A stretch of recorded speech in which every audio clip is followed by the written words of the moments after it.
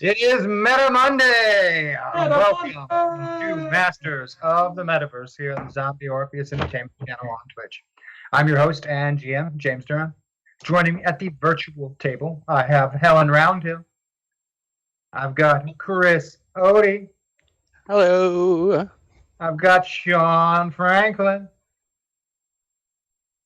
And I have Christian Doyle. We've also got Leo, of course, back on tech in the real studio, making all of this happen. Thank you, Leo. So I could tell you what Masters of the Metaverse is. I really could. But I think you already know that it's the most interactive live stream RPG on the planet.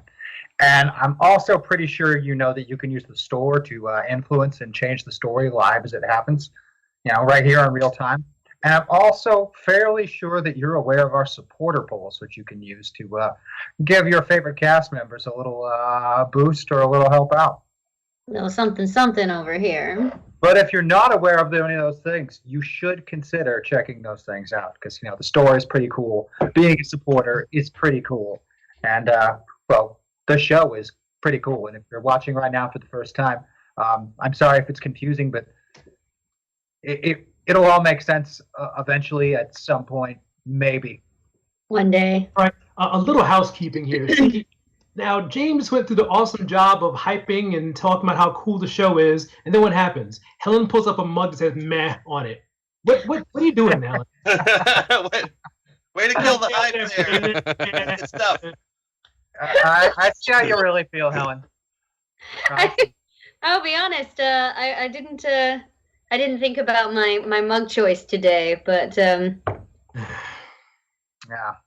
next time I'll be better.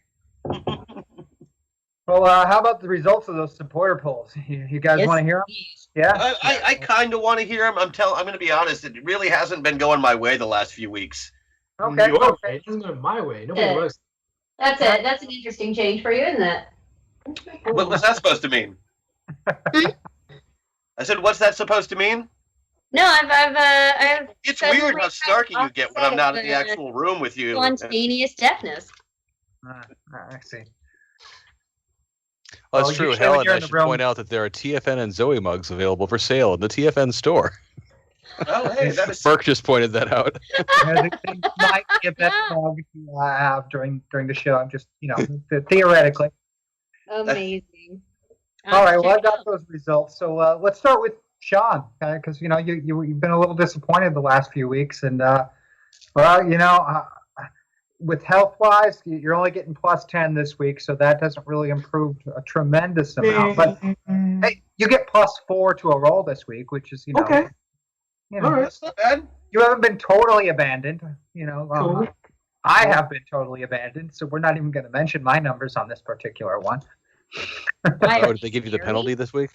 Pretty much. I mean, if they could have, Penalty. they would have given me a penalty.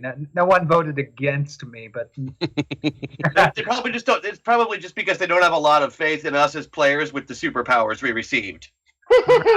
We that may be possible there. got a strange array this time. Well, Christian, you get plus 20 health this week and plus 4 to a roll.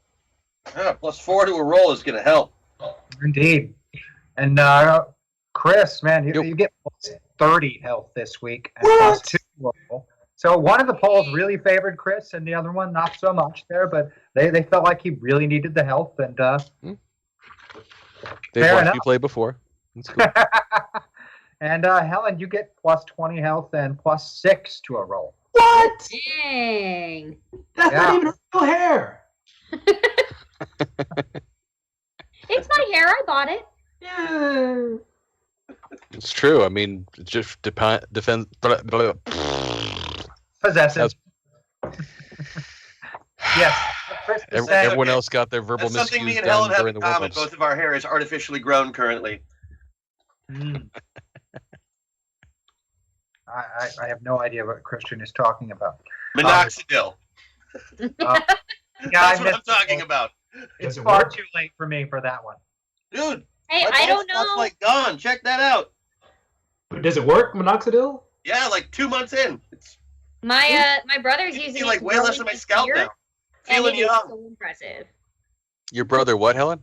My brother is using minoxidil to grow in his beard right now. That's dumb. He needed all the help he could get, my friend, and now he looks like the Wolf Man. Hmm. I'm definitely not going to be applying any to my beard. If you did, it will attack you in your sleep. Yeah. It just Me and might. my beard got into a fight, and now he looks like a musketeer, and there's nothing I can do about it. So what you're saying is you cut your beard with a rapier. I like it. I like the style, the panache. Yeah. Sounds dangerous. I'm cut into it.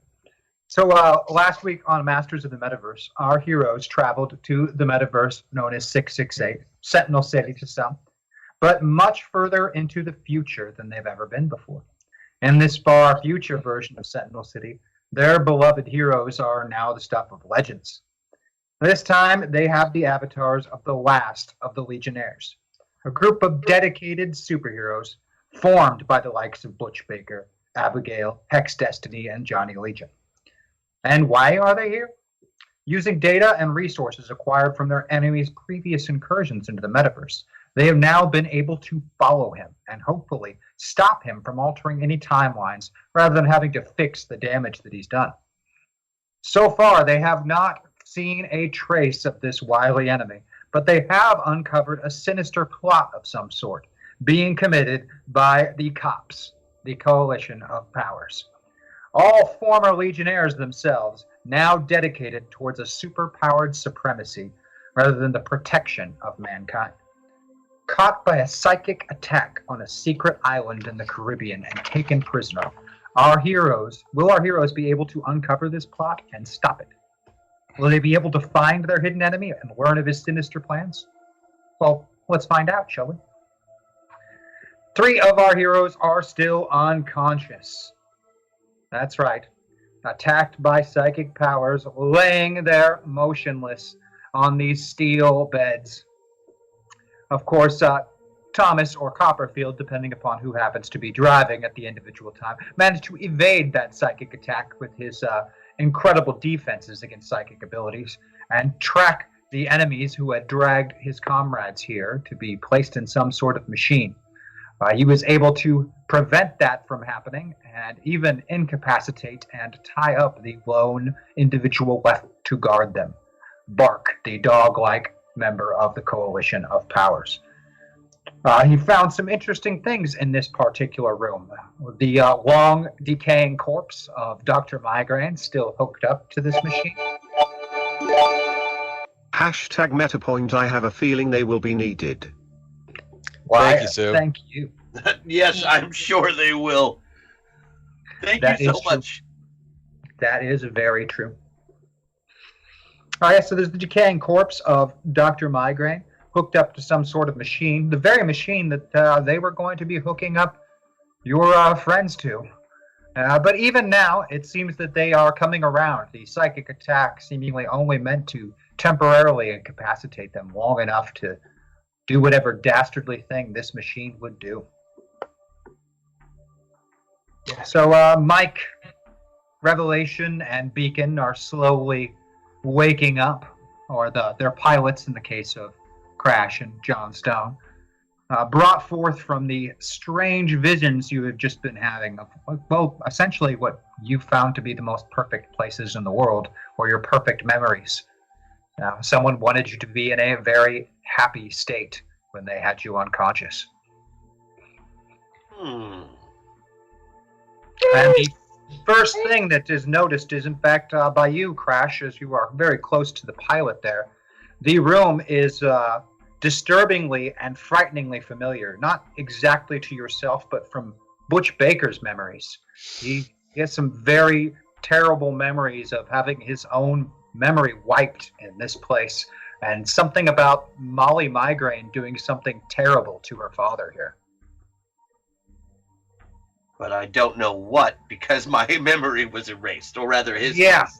It was erased and then brought back, and it's very chopped up and bits, but even being in this room makes you incredibly uncomfortable, even though it wasn't you that experienced these things. It was all Butch Baker. A very, very long time ago in this particular metaverse's timeline. So I'm gonna go. Well, I just had the best dream. Oh, excellent. You're all awake now. Yeah. I presume that means you are able to look around the room and make your own assessment of the situation. However, if you would enjoy any kind of additional thoughts, I would be willing to give them to you. Go, thoughts, go. Yes. We are in some sort of power receptacle or battery location or something similar. I have a faint memory of something involving this once upon a time. However, I seem to have lost the particulars. That said, it seems quite clear that the corpse over there, yonder wise, may in fact be one Dr. Migraine, as you may recall from previous experiences in this world. You in particular, Crash. Yeah, buddy. I do believe he has seen better days, as it were. The corpse is not looking good. Yeah, that's pretty darn desiccated. Still hooked up to this machine, though. Is it possible to make any kind of assessment as to whether or not this machine is actually harnessing anything from him, or if at this point he's just sitting there, kind of like the crusted, dead battery that you forget to take out of your clock until it's been, unworking since the beginning of the pandemic? Well, Thomas, Battery acid. John, I think we can Well, probably figure out if a machine is working or not. Oh, that's true. I could do that myself. This is a fact. Dice roller. I'm not convinced that this machine is real. It may in fact be a hologram. All of this is an illusion, and I'm not sure that you are my friends. All right. Thomas, why don't you power down for a couple minutes? Sit down, take a load off, get your head right. Rolled a 23, by the way. Yeah, I figured it was something like that. Yeah, Really good roll. you're not sure about anything at the moment. Can John help us out here? Quite possibly.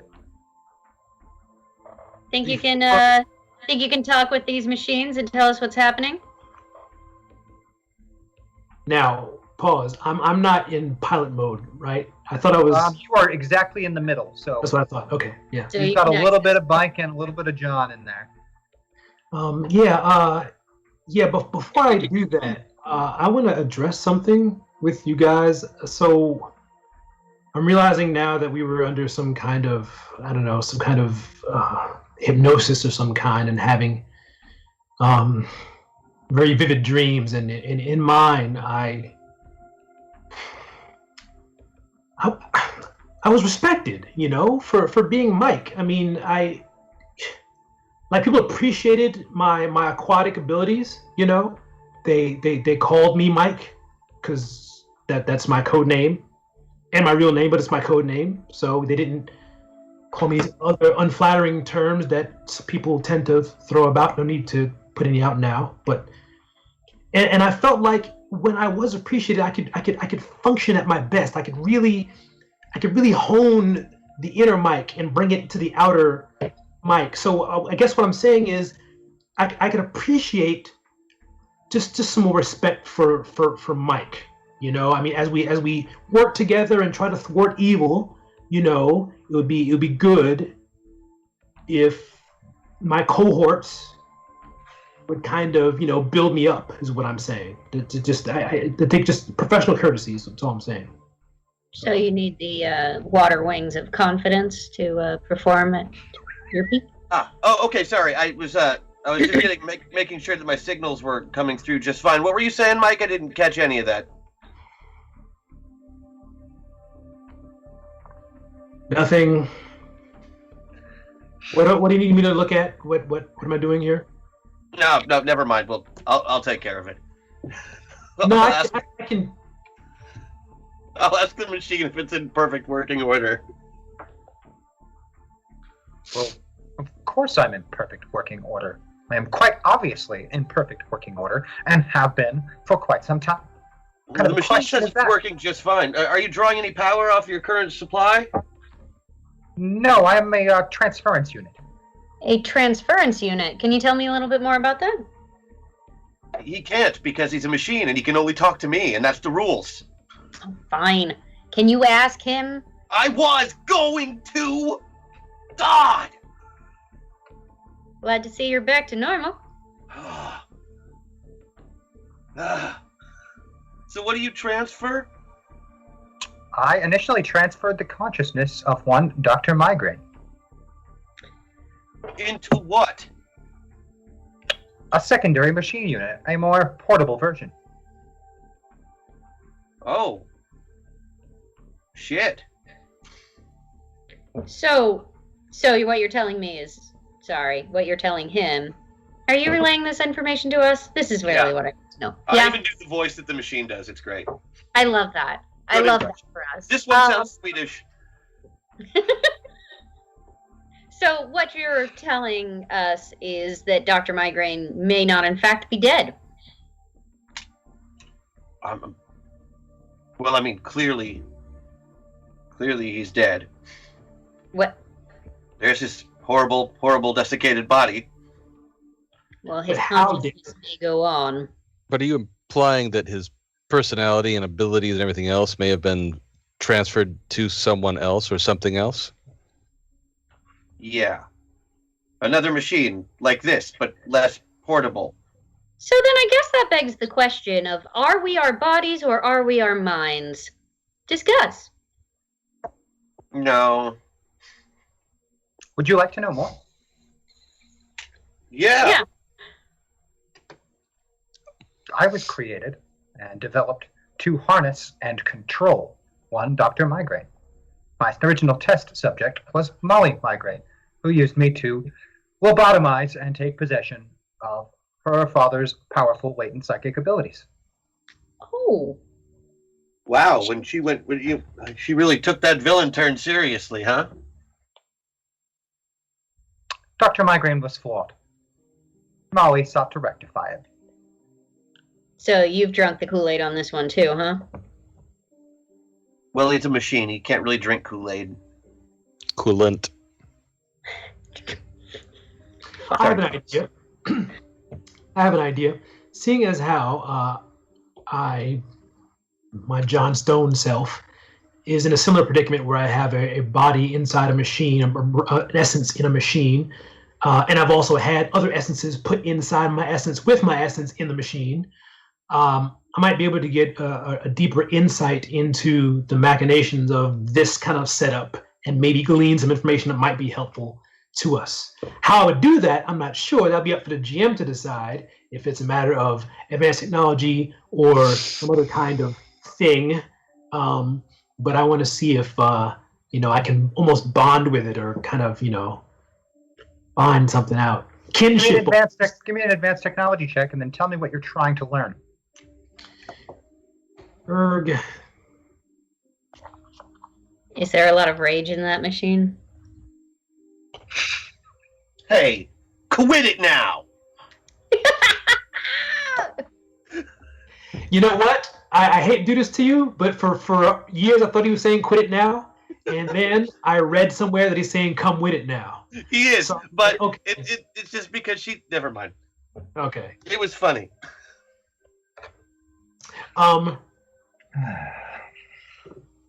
Okay, I beat it by 1. Okay. What are you trying to learn? Well, I think I want to know how complete this bonding is of his essence with the machine. Is it like a temporary thing until they put it into something else, or is it like really like this is him now? This is it. Oh, this machine was used to transfer his consciousness into something else. Okay, so it's okay. It's kind of. Can you follow where the signal goes to the other machine and find out where that is?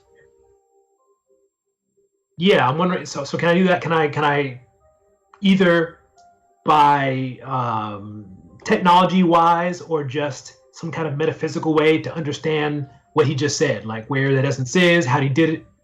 You couldn't exactly locate it currently, but you could set your sensors up to know if you came near it. Ah, that's good to know. Okay, so I can calibrate my advanced sensors to pick it up. We'll count for it. Yeah. But you couldn't pinpoint it right now, as you really have no idea where you'd even begin to check. It could be anywhere, theoretically, So I can. especially if it was transferred a very long time ago, as it seems to be the case. Okay, but if I get near it, I can identify it. And what else did you want to know? Everything. Any ideas, guys? What do you want to know about this? I don't know what I can know about it. Well, I mean, if I understand correctly, at this point, we are theoretically trapped inside some sort of enemy base, for lack of a better term, correct? Correct. Presumably, they will be returning here at some point to check on us. It Most would be likely. good to know when. We're not like tied up or anything. No, but still, No. I mean, It looked Does- like they were going to hook you up to this machine. I feel like To they have to notice transfer that we're us. not hooked up at some point. So they want to suck our essences out of our bodies as well with this machine. Seemingly, that would be the case. That's not cool. And put them into what? That is a good question. That is a great question. Would you like to know that, Johnstone? Yeah, I would imagine that between me and Revelation, we should be able to figure that out. The concept was to use this transference machine to essentially weaponize initially the consciousness of one Dr. Migraine so that someone could carry it and utilize it on their own without necessarily needing Dr. Migraine. So Right. it made a telepathy gun? In essence, yes. But what they would be doing with your particular case seems less useful and more just getting you off of the board, as it were. Just like our useful powers for in general. primitive? Just less useful. Yeah. So, none of you are psychics. No. So, Well, I mean, I kind of talked to sort of, it's a psychic sort of power, I think. mean, that would probably be the only thing they could really get out of it that would be useful. I mean, unless, of course, someone knew that you were also metapilots, that could have any number of strange Of effects ramifications. and ramifications on such a system. What is a metapilot? Sorry, I'm thinking Hey, right now. I don't know anything. How do we get out of here, machine? well, it's a building. I think there's the door you were brought in through. I don't exactly move around a lot, so. Well, the door. I mean, does the door just open? We can just open it. It's not even closed. It's just an open archway that you were dragged through. The construction inside this particular part of this facility is rather old. And centuries old. Older than Been here a long doors. time. So is it serving any purpose at this point in time? I'm a little Not confused as to without why you we were hook- even brought here. It seems that this was used. I mean, if you its had been use hooked up to it, seems. What was that? if someone had been hooked up to it, their consciousness could have theoretically been taken out of their body. Drained. Oh. Okay, that's a thing. Literal brain drain. Yeah. I mean, it wouldn't have been necessarily death, but of course, the body would shortly die without the consciousness in it. So, teammates, as it were, am I correct in assuming that we will be leaving this room relatively soon? Post haste, I should think. Do we have any reason to want this machine to still exist, or should we try to get rid of it? I have a couple more questions for it. Of course you do. I'm sorry. Oh, that's fine. I only do one thing.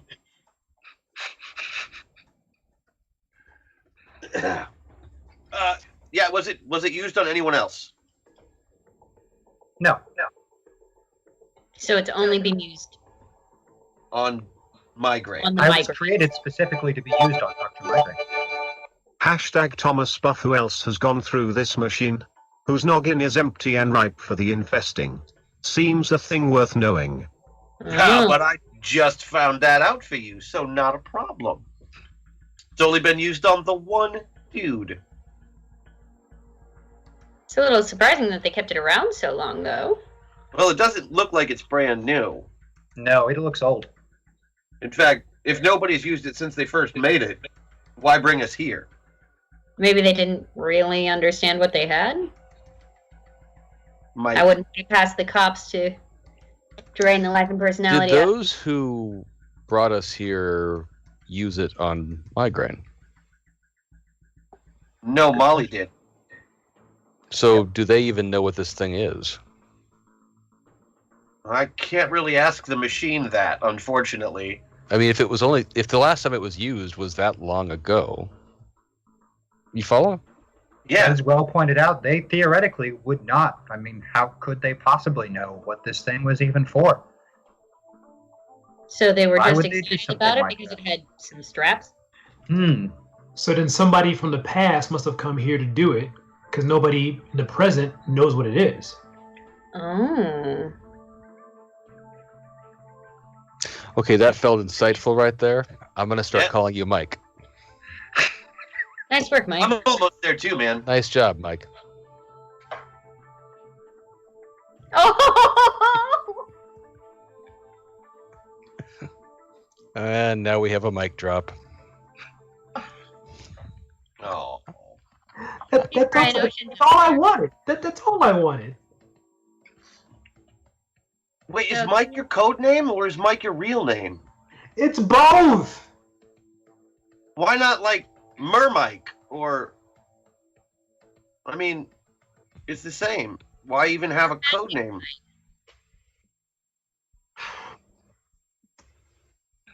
This is not our most pressing issue. Mike, No. stop complaining. I had a girlfriend once who Don't tell me. Canada? Dolphins? she liked my name. She thought it was manly. Well, I mean, Mike has brought up a good point. So if this is someone from the past, and we seem to be dealing with time travel and such, actually, it's a good point. I don't know what to do with it. Wait a minute. So somebody who would come and use this machine would have to have knowledge of what it does. Otherwise, why come and use it, right? Correct. Mm-hmm. So that would mean that they have to have knowledge from the past. Either they have to be old enough, several hundred years at this point, right? Mhm. Yep.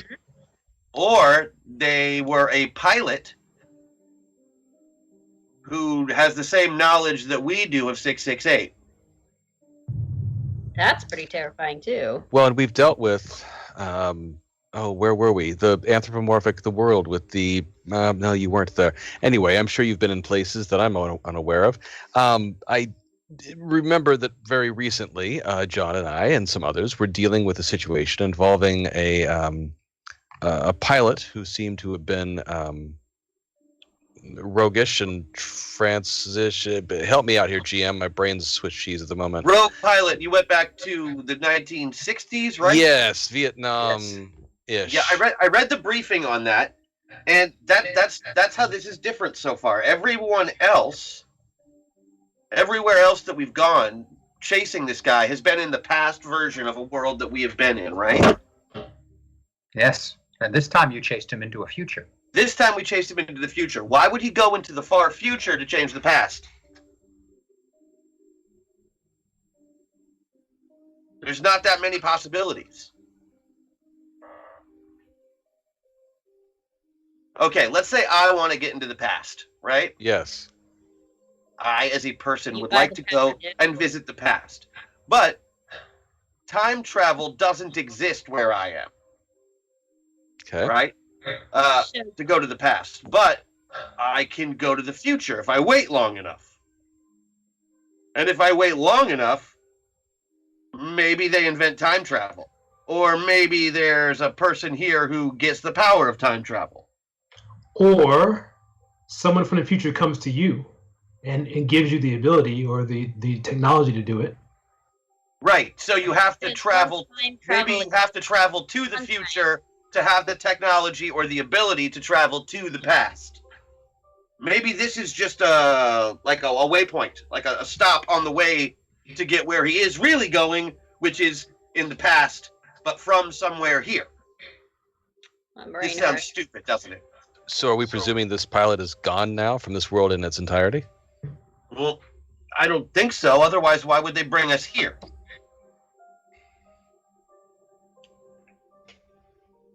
I mean, they obviously still have something in mind for us because they know what this machine does, and this takes us off the table, both as pilots and as avatars, if it's used on us.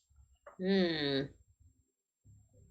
So how did they get the cops on their side if the cops don't know what this thing is? Well, they know more than the cops, so they have information the cops don't have. Well, that's fair enough. Cops are notoriously stupid. Should we get rid of this machine? Hashtag clarity. This is the future of 00668 true, and maybe Zendesk is here to travel back, or maybe he's here to jump from here to another time. But maybe this is in Zender's past. He spent a bunch of time traveling with Pierce too. That's an insight. That is an insight. Thanks, Mark. Thank you. So that's two theories we got now. Maybe we're somewhere in this pilot's past, which doesn't make a whole lot of sense since that ship would have had to have been with Pierce, because that's the only other way they're going to be able to travel metaverses without pods. And then he would have been remind both Chris and Thomas who Pierce is. Pierce is a Class 5 pilot from another metaverse who travels via use of a specially designed spaceship. Fancy. We've teamed up with him. Called the Reliance. Yeah, he's traveled and ferried them about, but he has never entered a pod or jumped into avatars in the metaverse with them. And in Is there fact, some has reason that we expressed, think that Pierce is connected to Zenda or whoever it is that is? Yeah, he was friends with Zenda back in the day. They worked together for not that long a time, and they don't particularly like each other very much either. And this whole time while we've been pontificating, Ooh, nice. James is sitting there with that GM smirk, that smug GM smirk, that I know everything, just kind of. I've never seen James GM smirk. I think that's a lie. He would never do anything devious to us.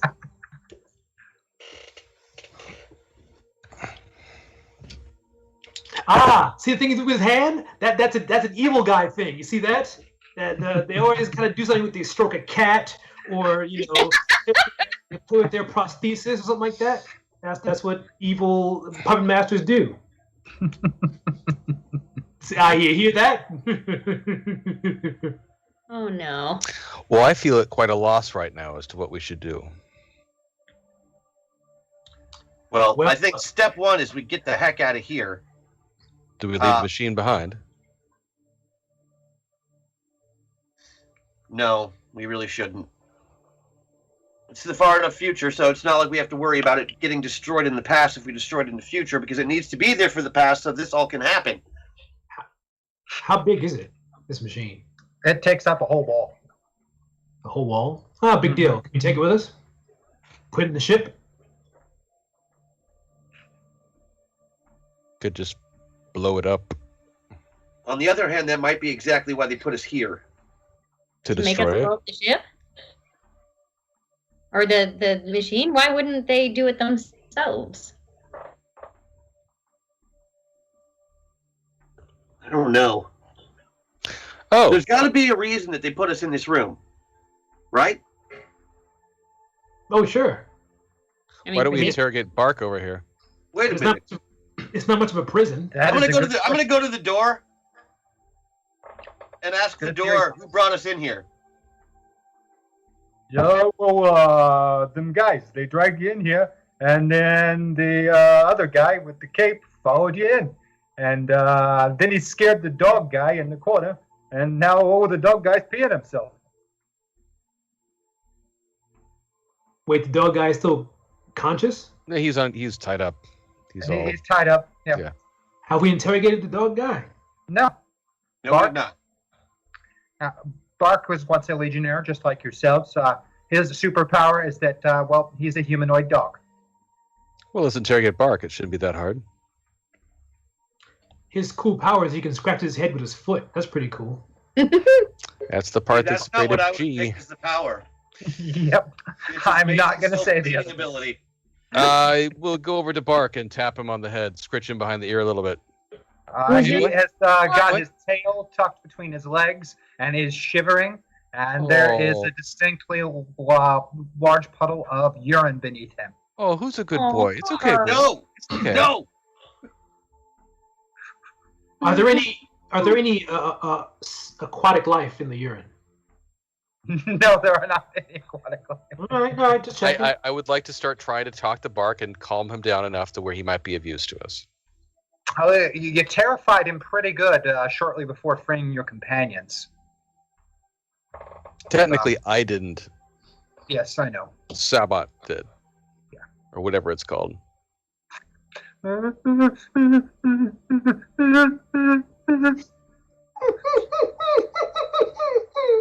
Is he conscious? Can we Oh, talk yeah. to him? He is conscious, but he is whimpering, and you have him bound and gagged at the moment. Well, I mean, ungag him. What are you going to do to me? Oh, nothing. It was a misunderstanding. You're a good boy, right? It's a good boy. Give him pats on the head. Yeah. You know, scritch a little bit behind the ears. Copperfield, he is a very bad boy. No, there's no bad boys, just bad owners. Did you pee in this room? Yes. Don't put his face in it. Can I try good cop before you try bad cop on him? I only know bad cop. Maybe ask him why he joined the cops. Are you going to let me go? Well, I think we wanted to talk a little bit. Is that? Right? Oh, you seem a little upset still. Yeah. You want some? You want a turkey leg? But you're gonna give him Yeah. treats. You're seriously gonna give him treats. Yeah, I'll give him a little. I'll pull out some leftover something. I gotta have some sort of food on me. Some sort of, snacky whatever. Oh, yeah. You happen to have a couple of pepperoni type sticks in your pocket. So it's been a rough day for you, hasn't it, Bark? Yeah. Always get bad jobs. Yeah, I'm sorry about that, buddy. That can't be easy for you at all. Has it always been like that? When Mike was around, they always made fun of him, but there's no Mike here, so they all make fun of me. No, Mike's here now. See, we got Mike with us right over there. I'm just gonna go on record, Mike. You are way cooler than him. Although I've decided I'm not going to make fun of Mike anymore because he's been really useful today. Wait a second. When Mike was here, how does this guy know me? He was once a Legionnaire like yourself. Yeah, they all switched over. Remember? Yeah, Right. Just about every member of the cops, in fact, all of the members currently of the cops are former Legionnaires. I'd like to make some sort of diplomacy check on him to kind of work on trying to get his trust and all of that fun stuff, and we can keep talking through it. But I want to at least just roll the damn check. Yes, please do. I'll beat it by 5. You definitely succeed. He's kind of opening up to you. This tail isn't wagging, but it's uncurled. It's not between his legs anymore. It's kind of just. So Bark, what do you know about this room? Like, why are we in here, buddy? Oh, this old room. We never used it for anything, but Hextor said that we had to bring you guys in here and hook you up to the machine, and then yeah. Do we know Hextor when he says that name? You're not. None of you are really familiar with him because he's much older than any of yourselves. He's from kind of a previous generation of Legionnaire. But you do know of him essentially being considered the leader or de facto leader of the cops. He's always had the power of super intellect. Give him a little bit more of that pepperoni stick and be like, Bark, I'm trying to remember Hextor. Can you remind me what he does? He's really smart. He always has really good plans and knows what everybody's going to do. Gotcha. So What's he look really like? smart. Can you? I'm trying to place the face. He's got no hair. He shaves his head, or it doesn't grow. I don't know which. And he likes to use all the mechanical toys and machines. He carries around that helmet now. He always wears that helmet now. The helmet's new. Helmet. Helmet, huh? Yeah. So He Ah. always wears the helmet. Does he ever act differently when he puts that helmet on? He's been acting real differently for a few days now. Gotcha. Does he just seem, I don't know, like he's just always kind of just knows what you're thinking, huh? When he puts the helmet on, but he didn't start wearing the helmet till after he started acting different. Oh, okay. Okay. so if he's in charge, who's that chick that fought us? I thought she was in charge. Oh, Abigail Destiny is powerful, but she's not in charge. She does what Hector says. Everybody does what Hector says, especially when he's wearing the helmet. Especially when. Well, I think we found our telepathy gun Yeah. Has he ever set the helmet down, or has he just always and got our it with him? pilot. He's always worn it since a couple of days ago when he found it. Oh, He He knew knew right right where it it was. You knew right where to look for it. Yeah, he came right here, and then he said we could use this machine to get rid of our problems in the Legionnaires. Wait, he found the helmet here? Yeah, it was right here. yeah. Because he didn't do the thing. He just knew someone that had done it in the past. Knew right where to look. I love it. Well, we figured out who our pilot is. I think you're right. Did he say where he Wait. was going next? They're doing some kind of plan. They won't tell me, but he's got Blacksmith and Battery working with him on it. It's some kind of secret plan. They've been going downstairs into the old places a lot. Hey, Bart, I got to ask, buddy, how have they been treating you since you've been working with them? Nobody ever really treats me any good, but I He's get the to play on the mind. beach here a lot. They what? I get to play on the beach here a lot. Oh, that's nice. That's good. Not too There's bad. all kinds of things to smell and eat and chase. Yeah. You know, Yeah. there are a lot of beaches all over the place, my friend. Maybe we could find you a beach where people are nicer to you. But humans are bad. Hextor says that humans are bad. Have humans actually powers been are- bad to you, though? I've seen them on the TV with their signs and Uh-huh. yelling and saying we're no more powers. Yeah.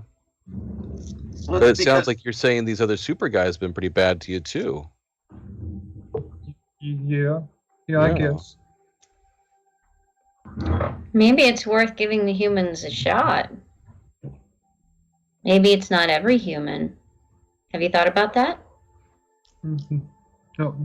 No, not really. No. Hmm. Hextor just says they're bad, and Oh, all the yeah. guys say they're bad too. You know we're human, right? You know you're a human. We're powers. We're different. Hextor says we're different and we're better, and they're afraid of us. What kind of Magneto bullshit? Magneto? Well, Yeah, this is such a. Oh God! Why are you know, Bart, you're doing- superhero villains always so stupid? Doesn't make any sense to me, guys. I'm sorry. You know, Bark, you've been really cool and doing a good job. Appreciate it. And maybe after all this is over and things cool down, you know, we can even take you to the beach. I mean, we got a lot going on. We have like 99 problems with a beach. We in were one. just talking about sending you to a farm where you could run free. You better be careful though. There's a lot of cops here. There's a lot of them. They're all over the place. I bet they are. You got a pretty good nose, though, don't you? It's okay. I've heard tell that maybe you have the best nose in all of the cops. His tail's wagging. Now, I was thinking maybe since no one has hung out with you in a while, it might be nice if we hung out, and maybe we could put that nose of yours to good use. What do you want me to smell? Well, I was thinking maybe you could come with us and sniff out cops along the way, see if, you know, because if we get caught, we're going to get in a whole lot of trouble. You Yeah, know, they're everywhere. They might swat us with newspapers or take away our meals. We don't want that. So do you think you could come along with us and sniff out the cops before they see us? They're everywhere and inside the building. They don't let me in the house. Oh, now see, that doesn't sound very nice to me at all. They said I have to sleep outside. Well, why don't we try a whole new tradition, huh? Why don't you come inside with us? Don't get mad. Oh. Now, are you really upset if they get mad? What if we protect you? There's a lot of them. I don't know if you can. I bet you would love to go find out what's in that house.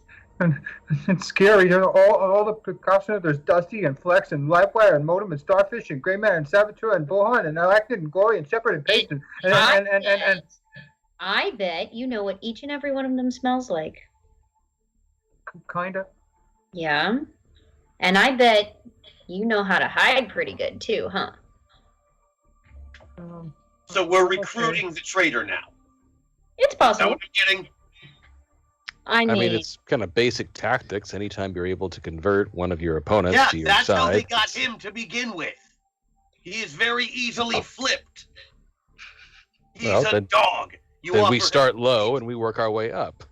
I think the problem is that since they have that helmet, if Bartkid gets within range, he'll likely flip on us immediately And then we have to kill him. or neuter him. or I'm neuter not, him. I'm not going to castrate a team member, whether or not former. That's not my thing, not my jam. Sorry. Oh, but you'd kill him real quick. Though. Yeah. Because then I can talk to him, whereas his balls will be of no use to me. Oh, Oh, no. just think about that, did you? Yeah. When they die, they're inanimate. I can have all the conversations I want. So you really take it, you know, when in job interviews they say if you could talk to anyone alive or dead, who would it be? And you're like, oh, I'm I've pretty literally talkative. never been on a job interview. You're like, B.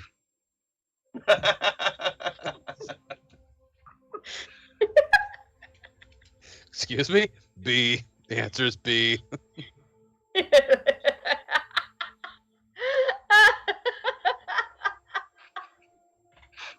If you could talk to anyone alive or dead. B.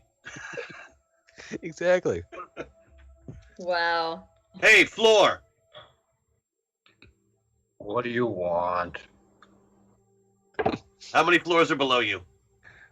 I don't know.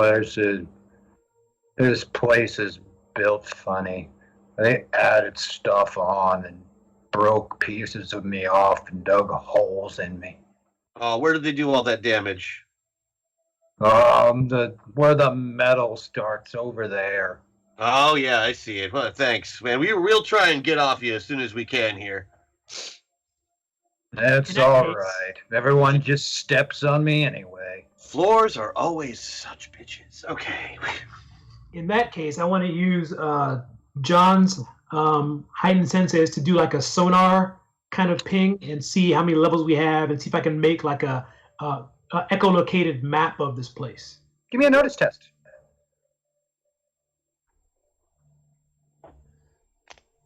Beat it by 2. Beat it by 2. Well, you can't get perfection with that. You are able to tell that off to your right quite a ways, there's an old series of natural caverns that don't seem to be connected to anything but the water. And then to your left, kind of further towards this facility, there's definitely some man-made structures and passageways below. And it's like you think like an elevator shaft or a lift shaft or something is there. And it goes down deeper, and you can't really scan much further than that. But there's definitely at least 2 or 3 floors beneath you that you can scan. And they're not original? No, very much not natural, very high density metal, very modern. Okay. So based on the information that we have so far, what do you think?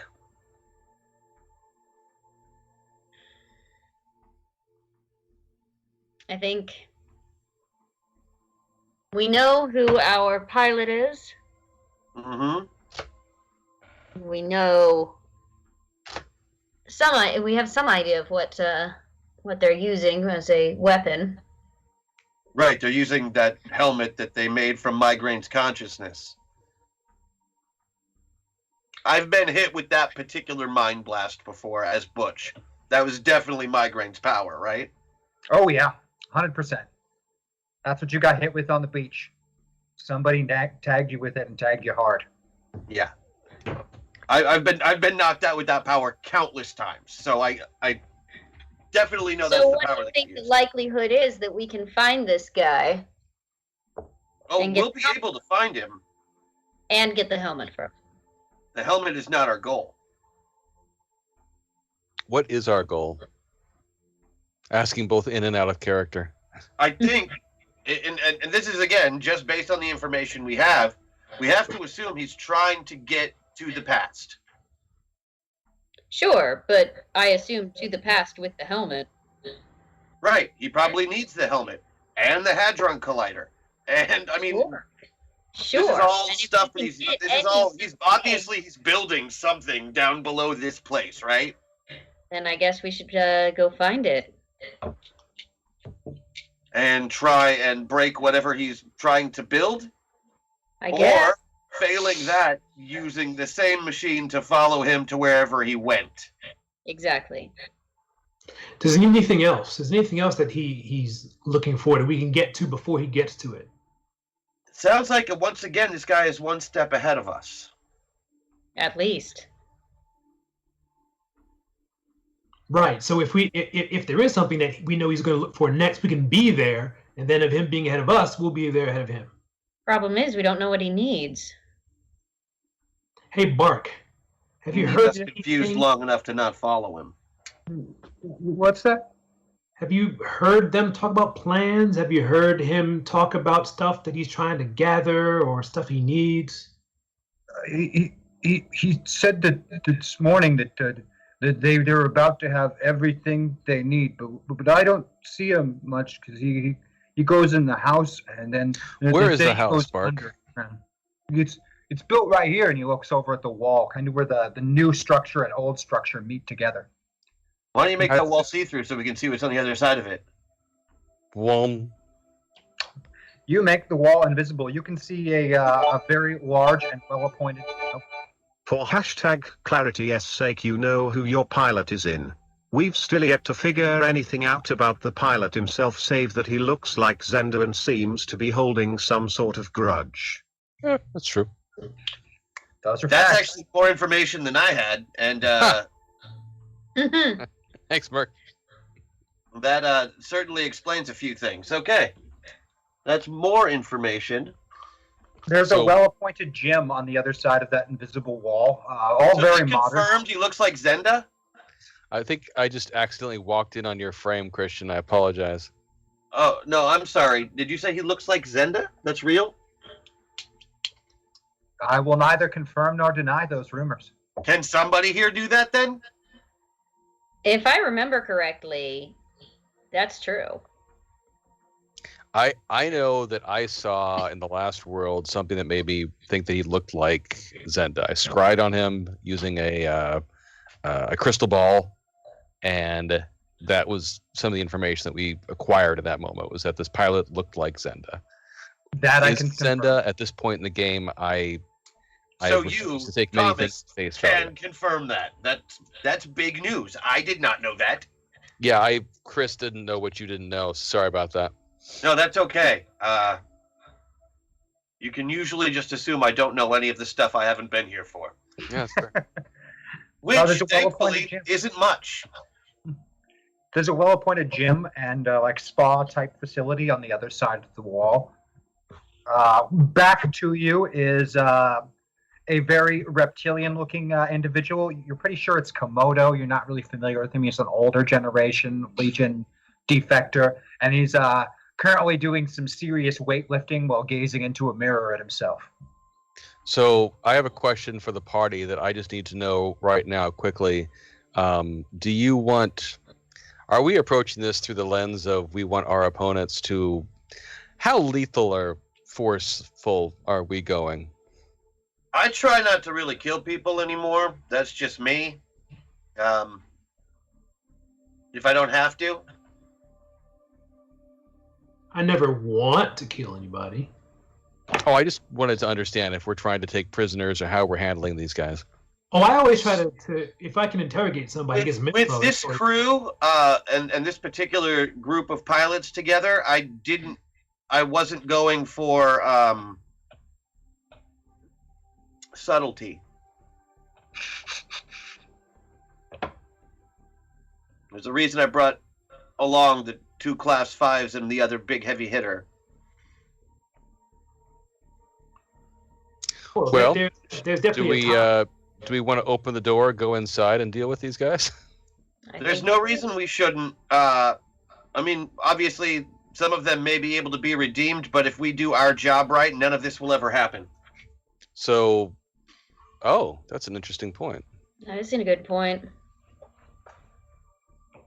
So, in that case, I mean, the frag count really doesn't matter, is what you're saying. That's exactly what I'm saying. Although, as a friend of my own avatar, I would like to remind you that these are the descendants of people that we care very deeply for. Absolutely. I'm just trying to figure out, like, in this situation where we have someone who could be quite easily disposed of without even knowing we were here, how do you want to handle it? I say as efficiently as possible. I'm not here to pull punches.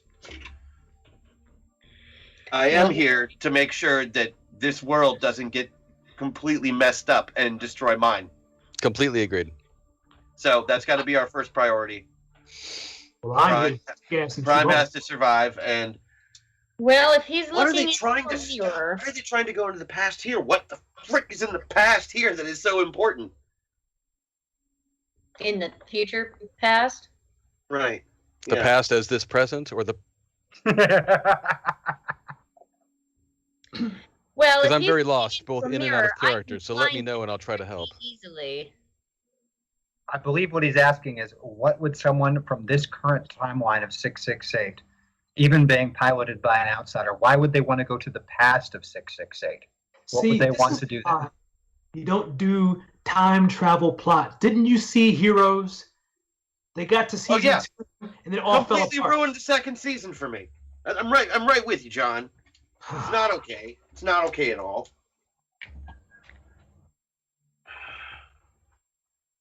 Okay, All right. so the guy in the next room, okay, I like getting information that might help us do a better job. So if we can interrogate this guy, we might find out where the big guy's headed and why, who's time traveling. Because I don't know if this guy next door knows. Maybe he knows stuff. Why is he still here? Who is it that's in the other room lifting weights? Komodo Komodo. is currently lifting weights. He's one of the been a member of cops for a long time, guys. He's older than your generation and defected about 20 years ago. But he's also busy working out right now. Oh yeah, very much admiring himself in the mirror and lifting weights. What kind of weights is he lifting? He's doing some preacher curls with 500 pounds right now. Does it look like James Durham by chance? No. No. Not with Do we 500 know how to pounds. open? Do we know how to open this door? You're actually made a wall invisible. It's not a door where you're at. It is a Oh. wall. Gotcha. Yeah, that's okay. I can probably make us an opening without making a lot of noise. I could drop him right now if we wanted. Is he like a henchman? Is he like a lowly henchman type dude, or is he like he's been around 20 years? So does he like? He's a bad dude, I would imagine. So we might be able to get some good info from him. I mean, if Bark has some info, Komodo's got to have some good info. Hashtag clarity. Oh, one more thing Thomas saw with his scriballs is that the antagonistic pilot, the one who's screwing things up and down and left and right, is the last Class 5 from Prime. We have been looking for that one. It's very disappointing that he looks like Xanda. Okay. Okay. So we're So, dealing with is there anyone else in this room with this guy? No, he seems to be lifting weights alone. Though it's like I said, a well-appointed gym and spa facility. Several dozen people could use it comfortably together. Do you? How all much does he weigh? Do you feel like you could take him out by yourselves if you were given the drop on him? What was the question? Yeah. Like the three of you together could just take him out if you had the drop on him, literally? Any one of us could. Mm-hmm. Okay. If you do It it depends right. what his abilities are, but I'd like to use the gun thing to recreate the portal weapon and pop a hole on the wall and give them the option of going through it to go jump him. All right, you use the Gauntlet of Ares to summon a portal gun. I whisper through the portal and have those dumbbells take off in different directions. Give me a persuasion roll, please.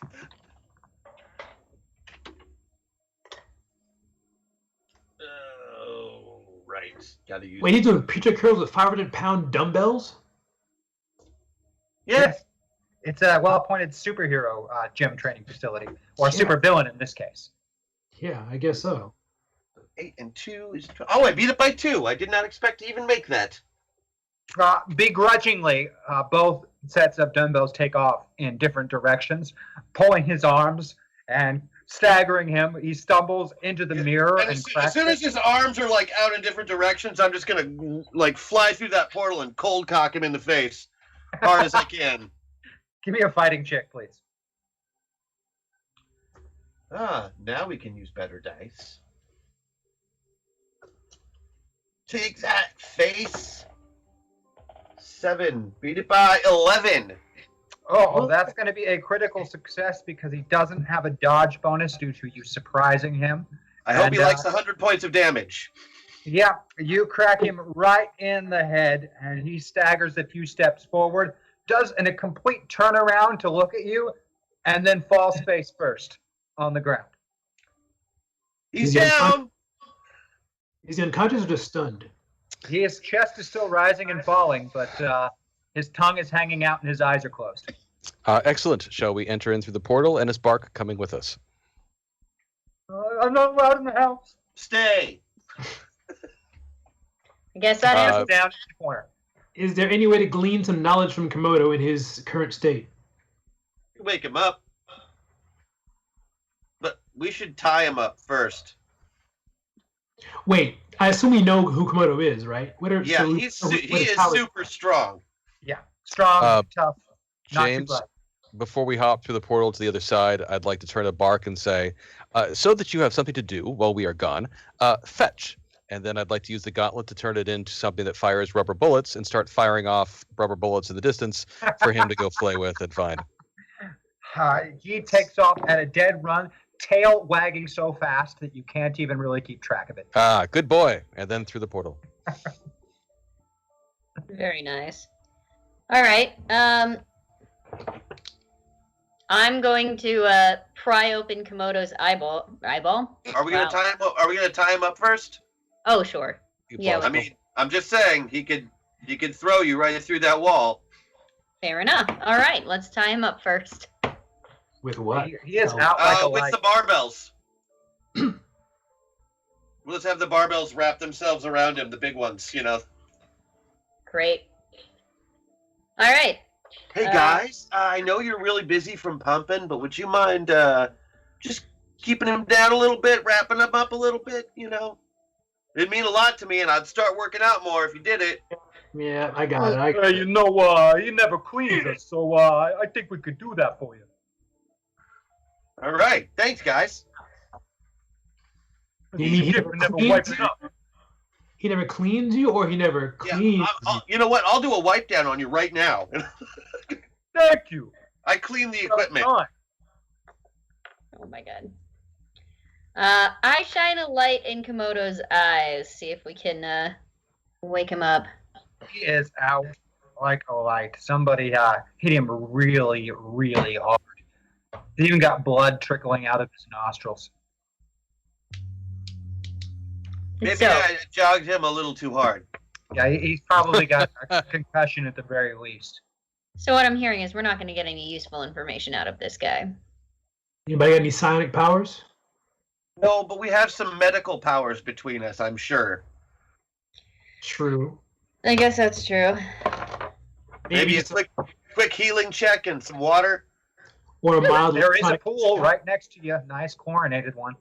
Right, Nice. Pool! Let's dip him. Oh, Jesus, Mike. Mike, could you bring some of that water back to our friend here? Okay. Incredible. Somebody give me a healing check if you're trying to get him conscious. I don't. Thomas has all skills. He is useful for that. I beat it by way better. I beat it by 7. Yeah, buddy. Nicely done. You are able to bring him back around. What's the rocks? Wait, no, I beat it by 9. Sweet. Who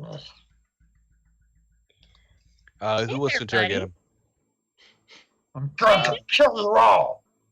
I'm sure you will. We have some questions.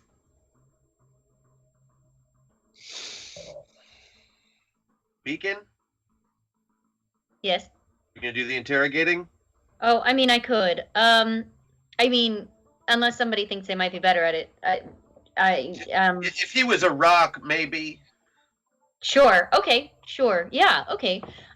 So, hey, Komodo. Hi. I'm sure you know of me, being the leader of the Legionnaires. I'm going to meet you. Yeah. Well, you might find that a little bit difficult right now. So, my buddy, my pal. I don't suppose you know anything that's going on around here, huh? I know you're going to die. I mean, we all die eventually. But currently, really interested in your leader there. What is it? Hexagon? Hextor. Hextor. You're right. Thank you. I Soon wasn't his leader at all. You Sorry, can't stop him now. Oh, sure, but what kind of heroes would we be if we didn't kind of try? See, I see you see my point. So, friend. Can I call you friend? I call you third. Okay. It's a little weird to eat something that speaks, but okay. Oh, come on. Komodo was always going to be a villain. He was always going to turn. The lizard ones always do. It's true. They don't have a good bone in their body. It's a little bit of a shame to see you dropping right down into a cliche there, bud.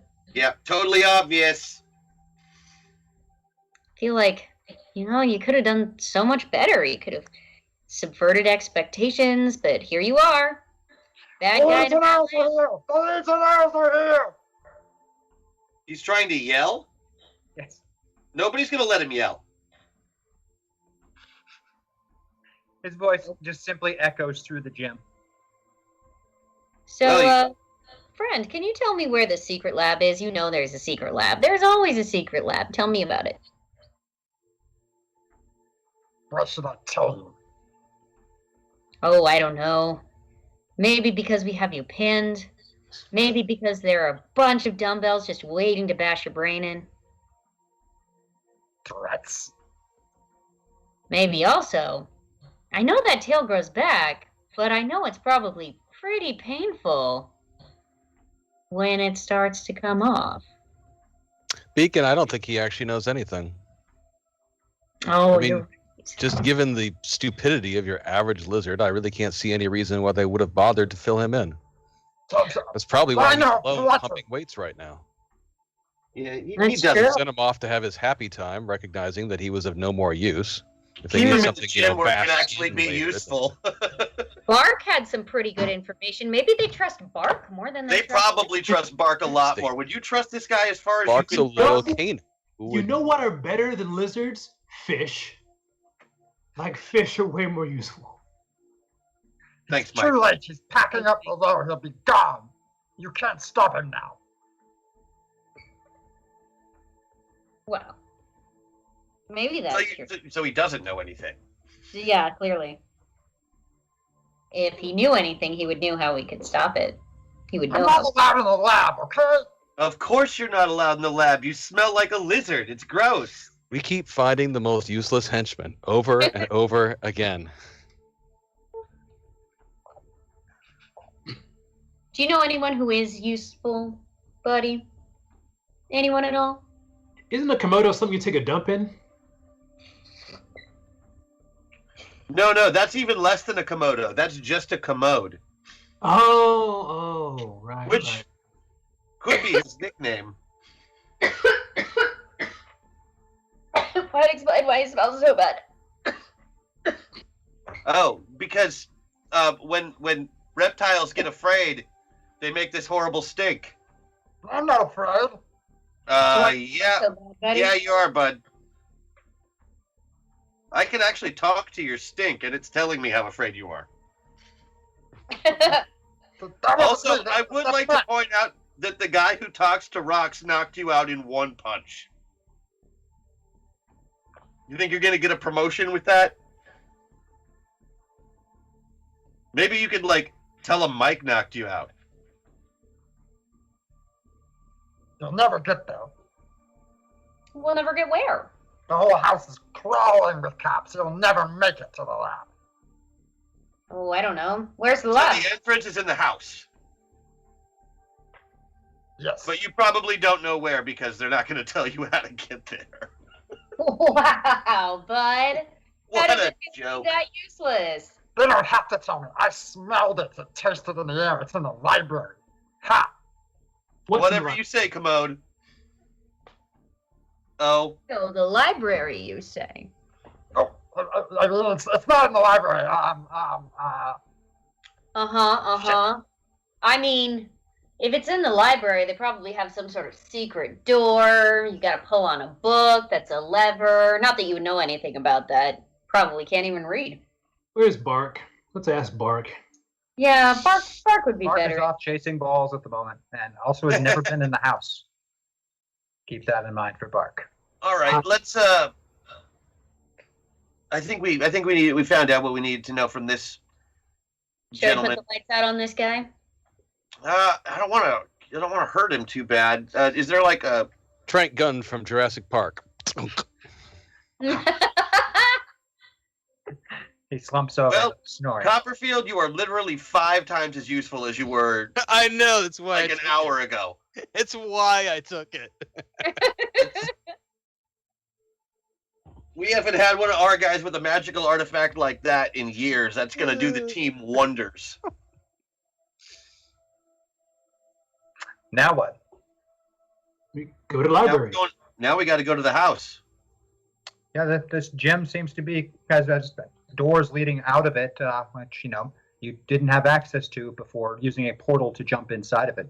Yeah, And- this is not a problem at all. I'm going to go to the door, and in keeping with the regulations of the Society of 0668, there's going to be an emergency exit plan next to the door. So I'm going to look at the map and then use that to figure out where everything is. There is, in fact, a map laid out next to the doorway there. It does indicate the fire exits. And of course, it's all in Spanish. No problem. I speak it. And there apparently are fire exits in the kitchen, which, if you leave the gym, would be off to your right after passing through the dining hall. But of course, there are also the main entrance, which will be through the main hall to your left once passing out of this door. The second floor consists almost entirely of individual domiciles for the different residents here. And the map indicates that they should, of course, go downstairs and exit through either the kitchen or through the front doors. And then the opposite wing of the house or estate that you're on seems to indicate a recreational area followed by a library, which individuals should exit from the front door if they are in those locations in the event of a fire. All right. Library. Well, we do need to go to the library. Direct approach, or how would you like to go? If we can make less noise, it's probably less fighting. Got a point. But if we're just going to fight a bunch of of their animal people, the lowest tiered superhero apparently. No offense, Mike. Mike is not an animal. But Well- all our friends who are. Mike, you have the powers of an orca. Is that correct? Yeah, one could say I have orca-like abilities. Mm-hmm. Oh, never mind. So, Should we? I mean, do you want to stealth crawl that way? Should we try to portal again? Should we take some sort of back entrance? Should we just run down the corridors, going, "Hey, it's us! Don't hurt us"? oh, that one sounds like the most. Yeah. Well, I like to include at least one that we can check off right away. I like a portal idea. Think you can portal us there? I don't know. You have to be able to see what you're shooting at, right? That's true. That would make it difficult. Mm. What if I can see what he's shooting at? I can't see through your eyes, so I don't think it would work. Otherwise, I'd like to say yes and yes and it.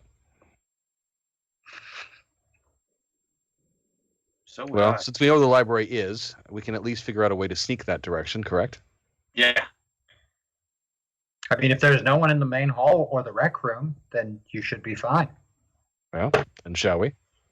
Well, let's go to the door. Okay, I can make it invisible, or do you want to just talk to it and see if there's anyone I'm on going the to other talk to it and see who's on the other side real quick. side? Sounds good. Not much going on. I mean, it's just the main hall out there. People go through it, go into different places. I think Anybody they're going through watching. it right now? Oh, I go to the kitchen every once in a while to grab more popcorn. I think they're watching a movie in the rec room. It sounds like most of them are in the rec room right now. Okay. So as long as we can sneak past the rec room, we'll probably be okay. Or we can walk past the rec room and explode it on the way. Got I'm a comfortable grenade with in that either gauntlet route. What was that, Helen? Got a grenade in that gauntlet of yours, Copperfield? I had several versions. He's got that a go he's boom. got a nuke in that gauntlet if he needs it. Well, I don't want to blow us up too. Let's go for it. You got something in there that will knock them out, not necessarily kill? I mean, the first thing that came to mind for me was Yes, the gauntlet Noisy of Ares cricket. specializes in non-lethal combat. see, I was just thinking noisy cricket was my my thought. So Hmm. a big boom with Ooh, glue gun. ooh. Oh, glue them into the room? Like the Trapster. I love it. Yeah. Let's do When that. in doubt, go with old school Spider-Man villains. Also known as Paste Pot Pete. Hot Pete. There you go. Wait, that's a real thing. Yes. Paste Pot Pete. Yeah. I think Paste Pot Pete is a Batman villain, but I yeah. gotta look that up now. No, That's- he's Spider-Man before he became Trapster. That was his Trapster, aka Paste Paste Pot Pete. Pete. name. Yeah. Wow, Wow. Wow. I like All it. right. So, Hey, let what us I'm go. hearing is I need a glue gun from you, Copperfield. Got it. Glue gun. I need to burn some meta points so that I have some stealth abilities. There are currently 5 in the store. Great. I'm going to use 3 of them. Or if you didn't necessarily want to do that, I will also point out there are 2 Thomas buffs. So if he wanted to move and move someone else, because he has that great ability that he can, move any other person besides himself in addition to himself when he's using his buff. He's got, the most powerful buff of all for moving people on the slider. For the slider, Yeah. yeah. I love Andy's buff though when it comes to abilities. Oh, for Uh, sure. Well, currently I'm 100% beacon, and beacon glows, and therefore has 0 stealth. Where do you want to be? Let's put you on that slider wherever you want to be. I mean, I'll take full Andy for this. Okay, go for it. I honestly think I want to stay half and half. There's advantages to Thomas and to Copperfield right now. There are. So you're going to use the buff to go ahead Well- and put Andy, Yeah. Foley and Andy. All right. Beacon is shifting Foley to Andy on the slider, and it's all Andy James, no Beacon in there now. Wow. Ever met somebody who just glows? Aren't they kind of annoying? I don't feel comfortable answering that. Fair. All right. I'm sure when Sarah was pregnant, she glowed. That's what they say. She did. See, she glowed. She also ate a lot. So good. Excellent. Shall we progress? No, she thought it was really cool. It was like the best. Anywho, back on track. Shall you progress? So, what's your plan exactly? Head out I to the gym? I believe the plan is to sneak through the Great Hall, passing the rec room, gluing the door of the rec room shut to seal off any. To remind you, according to the map, you must pass through the rec room to reach the library. Oh. What about instead of gluing them, we've had moments in time where we've been impacted by various people using some sort of stasis or similar effect. What about time bubbling all these people? Do we really want to get into more time fuckery right now? Well, I just meant as a short term. Okay, we'll just glue the hell out of them all. It's I like, like it. Let's freeze just ray hose that it. doesn't melt. I love it. I'm just picturing it like hosing them down with this glue, spraying it everywhere. So, as you open the gym and move into the Great Hall, go ahead and give me some stealth checks, guys. Oh. STELF, stealth. I'm just gonna go right past that comment. I'm going to beat that by 8. Beat that by 8. Okay. By 4. By 4. Oops. That was a mistake. Let's see, stealth might be distance. Beat it by 7. Beat it by 7. By 6. By 6. All right. All very stealthy like. You creak the door open. You don't see anyone for a second, and then you see it. There's a large bowl of popcorn moving across the floor about 6 inches high, headed towards the rec room. And as it moves away, you can see underneath it that about a 6-inch tall person carrying the bowl of popcorn over their head, grumbling to themselves. But you recognize he's a relatively recent departure, only about 5 years ago from the Legionnaires. The world's smallest man. You used to be one of your compatriots. That's actually his title. Yes, the world's smallest man. He wasn't very creative. What? And was never very happy with his power, which was to be 6 inches tall. But never bigger? No, he's always 6 inches tall. I mean, it can be really useful in stealth missions. Sure. As long as he doesn't have to get away in a hurry. Wait, we all spotted that though, right? Mostly you spotted the bowl of popcorn moving, and then you saw him underneath it. He wasn't holding this huge bowl of popcorn overhead. I mean, But well, he he's hasn't only spotted 6 us, inches tall. is that correct? It doesn't seem to be. His back is to you, and he's grumbling to himself as he's carrying the bowl of popcorn over his head. I mean, he does also have the power of having the strength of a normal person in a 6-inch tall body. Right. So he could really, Or the he bowl could of really turn a lever if he needed to. Yes. Does anybody have a bag we could put him in? Are you kidding? Well, he's Hey, popcorn, flip over and don't let him out. Give me a persuasion roll. no, he still has the strength of a human. He can get out of a popcorn bowl. Not if the popcorn bowl is pressing down physics. How strong is a How popcorn strong bowl? do you think the popcorn bowl is? Well, I mean, if it's ceramic. If he's 6 inches tall and it's like a 4-inch tall popcorn bowl, right? It's going to be pressing him down. He won't be able to have the leverage to lift himself up if the popcorn bowl is pressing down. Well, if he's Right? complaining, it's because he's bringing popcorn for everyone, which means this is a really big popcorn bowl. That's true. That is correct. It is a Because if it very was just big. for him, he wouldn't be grumbling about it at all. So, So it's probably one of those. he'll actually have to jump up and like hit it as hard as he can to. Yeah, I think it's one of those big ceramic ones, like he used Yes, for mixing it's stuff. pretty substantial. Unless he He gets still his has finger the up strength of the a bottom full-size of the man. lip, then he Yes. can just flip it back over again. But the he's too question short is- to get onto it. The question is, how strong is an animated popcorn bowl? As strong as I think it is. There you go. Go ahead and give me a persuasion roll for that bowl of popcorn. Not strong, heavy. No. Okay, so if I tell a door to close and not to open, that door's not opening for anybody unless you break it off the hinges. It's only going to be as strong as its contact points, the hinges and the deadbolt. It's not super extra strong. It's still a door. Says who? So the Oh, I'm bolt- sorry. Your power is you can't even talk to fish, Mike. You are an orca. I can talk to Orca. I can talk to- Where's the orca you can talk to? I Because can I talk- haven't met it yet. Okay, just I beat to. it by Krill. 4. Beat it by 4. Krill. Can I get that glue gun from you? As we're Soccer whispering, field. arguing I about can't who take has it the off, or I biggest would. Any power. argument here? We're gonna do Revelations plan. We are also going to glue the bolt down. Okay. Works for me.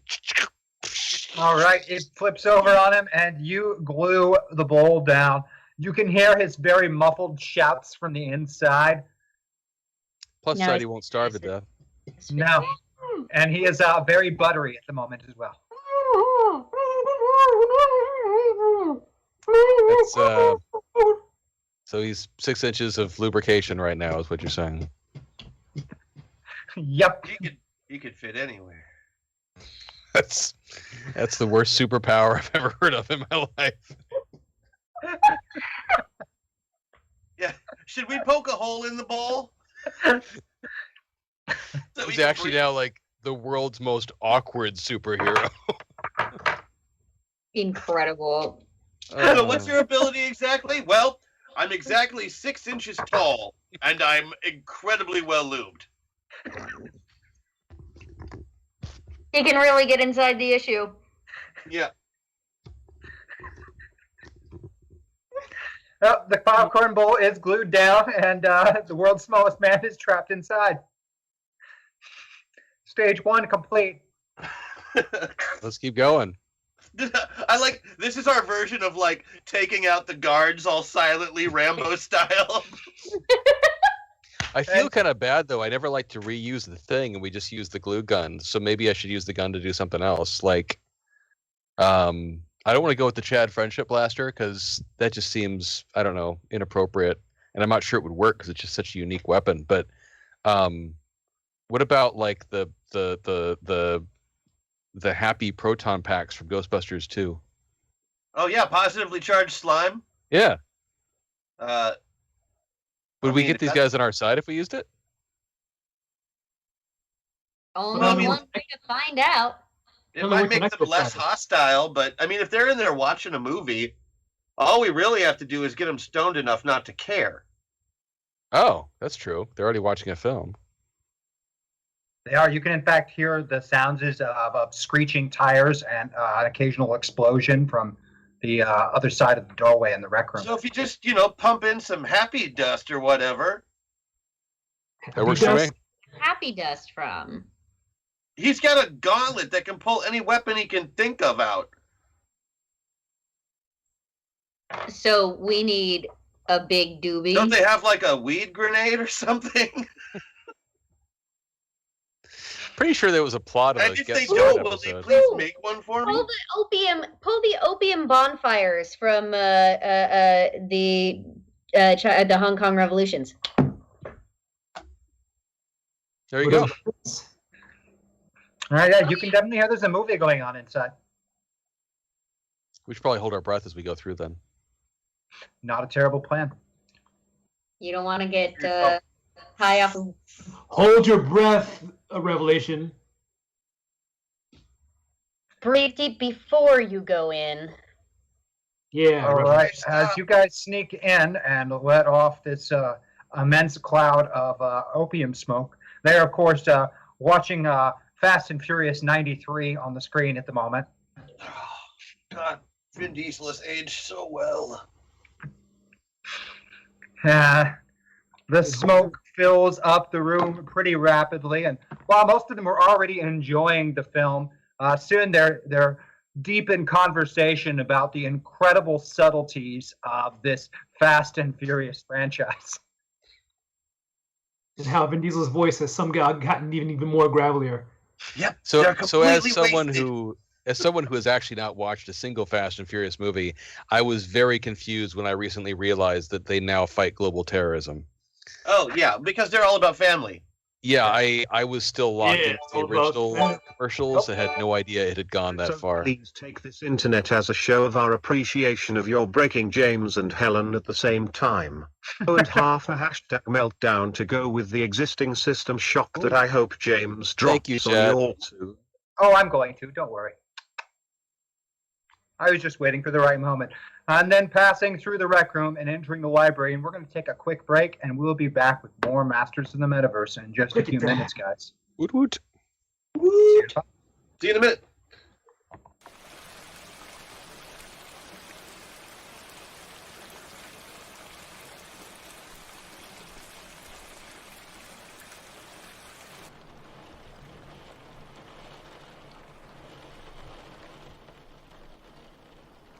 It's raining outside. I don't see sunny or rainy. They're all just days to me. Okay, but clearly it's raining. Is it? I mean, yes, obviously it is, but just to play devil's advocate for a moment, is it really? Yes, yes it is. Look outside.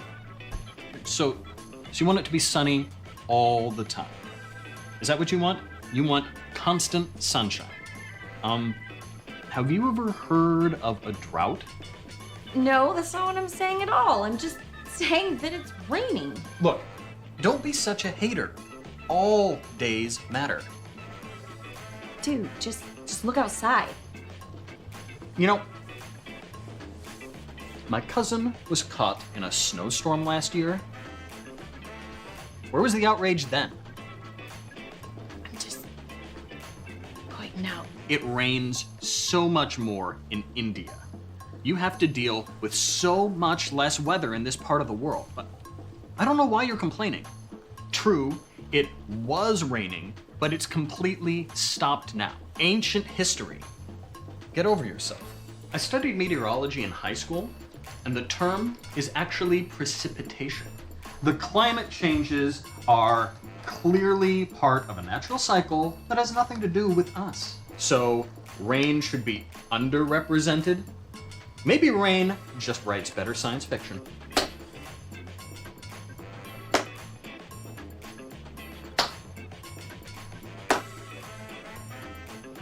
This kind of negativity just propagates the conservative agenda.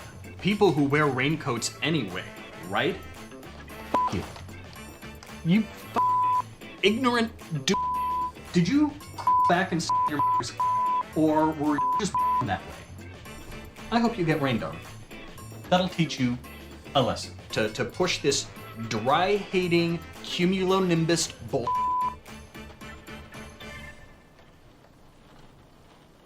I think we've had a little misunderstanding. Maybe we should go outside, take a walk. You can get some fresh air.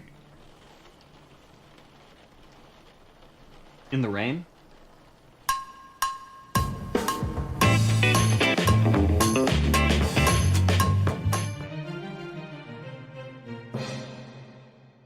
We get the final insert here and All then right. we break for second meal. Warm pocket cheese. I'm in. All right. So, are you familiar with how to fondle? Nick, Yes. Nick, I'm gonna shoot Christian's face. Shooting Christian's face. Oh, come on. No, you're gone. All right. So apparently We're this gonna is make a just movie. like handling a nipple. Okay. So more pinch really hard than isn't. Going to pinch the perfect. Okay, nipple. I'll pull focus now. Work. I need the back of your head, sir, and the front of yours. It works at night. Do you know? No, it's usually Ben that does Okay, this stuff. okay. The sound of silence, because he's off camera and not talking, and Armageddon on that. Come on. Still a double. Whatever. Yes, I can do this. Thanks. No, you have to help. Oh, what do I Just need take to do? this here, and then We'll we're. start on Leo's face before we go down. Get out. Wow. Really? Huh. We gonna make a movie? How does this work? I don't This know. is awesome. I'm usually over there. Okay. What happens if I twist this? Hey, want to tune my mandolin? Oh, come What is on! wrong with you? Jeez, his words. Sure.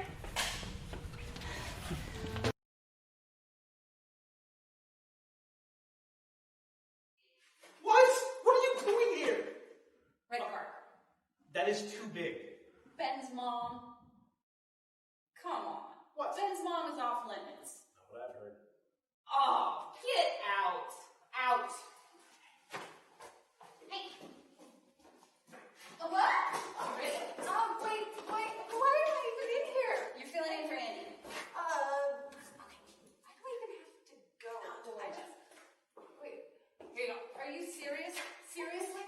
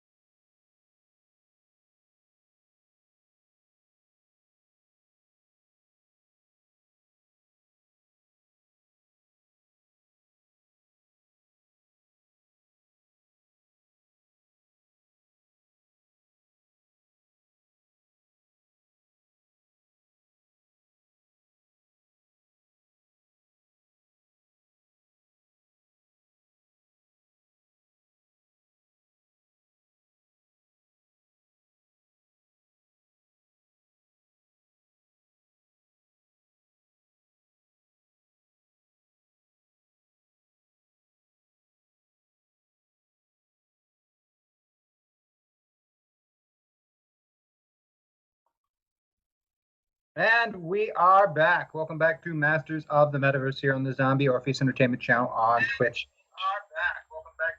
Oh, we've got I got a little echo. echo. All right.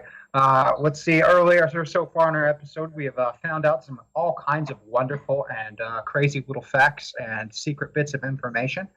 And in addition, we have encountered Komodo, the reptilian man, who is now pinned underneath some very animated and frozen in place barbells and weights, and the world's smallest man, who is glued underneath a popcorn bowl at the moment. And then using the narcotic effects of a large quantity of burning opium, they were able to sneak past the recreational room with the remaining members of the cops from the upper floors here, all engrossed in watching the 93rd installment of the Fast and the Furious, which they now find to be an incredibly captivating and very nuanced movie while under the effects of these strong narcotics. What I appreciated is that it clearly is all about family. And you find yourselves in the library. Doesn't seem like it gets a lot of traffic. Is there any part of the room that does look like it gets more traffic than the rest? How about you give me one of those covert ops or spycraft rolls of yours that you've got? Oh, on that. I sure would Can love. I use a detective role? Absolutely. Oh yeah, I'm gonna beat covert ops here by 12. Oh dear. What? That is pretty dang impressive. You are able to immediately locate the bookshelf that somehow slides away, and that book over there is what makes it slide away. You can even pick it out on the shelf. Just the slight traces of dust and the way things are moved. And moving the book, the bookshelf slides open, revealing a large solid steel type door or some other alloyed metal. And immediately a small blue beam stands out and is focused on what would be about eye level for a typical person. But you're not standing there, so it's just sitting there scanning. What's the light? Oh, I am not on the side where I can manipulate light. Okay. Access denied. Hmm. Ooh, nice play, Helen. Okay. The thing with my advanced technology skills. Oh, somebody does have those. You want to go ahead and give me an advanced technology roll? See if you can force this system to open anyway. Beat it by 5. Beat it by 5. It takes a little bit of work getting in there, and you are managed to convince it that you are in fact the proper DNA. And the door slides open, revealing a slight hallway and then steps descending downwards into steel floor, steel hall. You can smell the recirculated air and hear the hum of machines down below. Hey, security system. I just wanted to let you guys know that the 4 of us are completely authorized to go into this area. That doesn't sound right. Trust me. Hey, don't worry, security system. I would never lie to you, girl. Never lie to you, girl. Go ahead and give me that singing check there, please.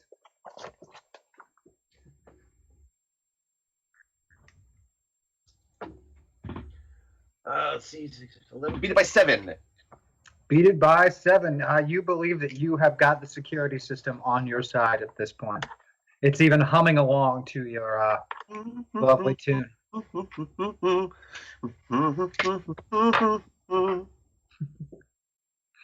You step downwards into the hallway. We should be good. It seems to be vacant. There's no one down here. You can hear all those machines humming and throbbing away. And the air has that recirculated quality to it. Like it just gets pumped through over and over again and scrubbed through. The only fresh air seeming to come from the open doorway you just came through in the library. Okay.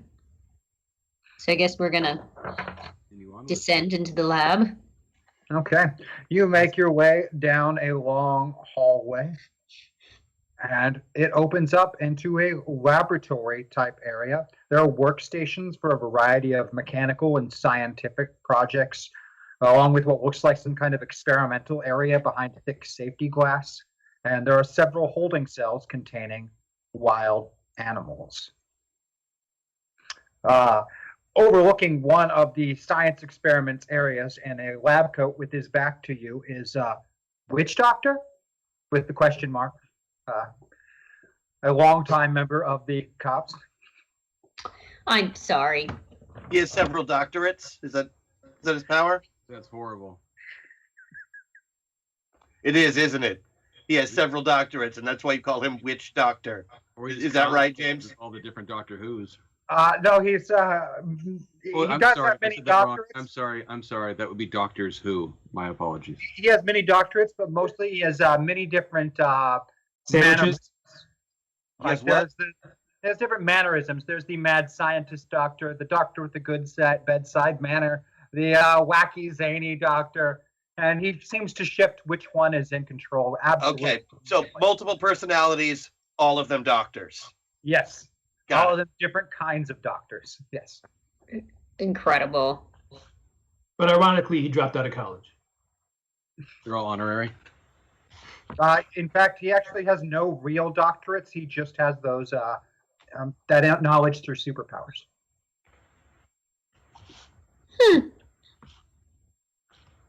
Well, do we tell him that he had better run and rescue his buddies because they're all about to OD from opium?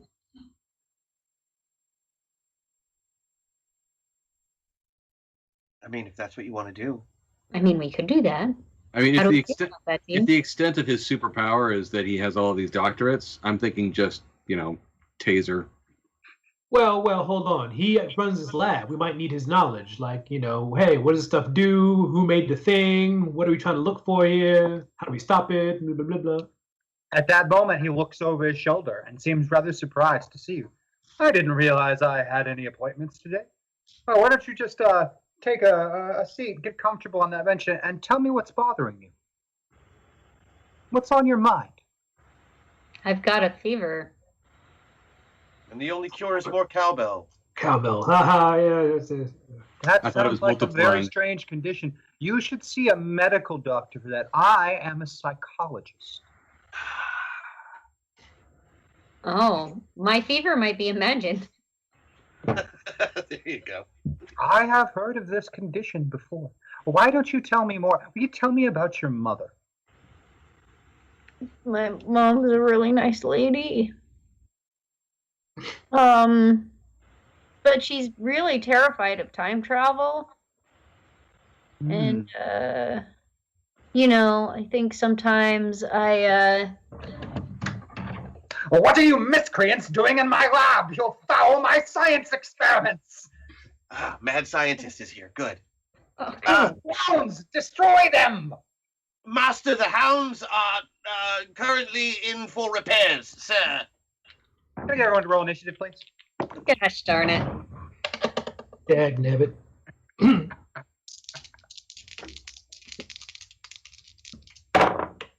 No. What?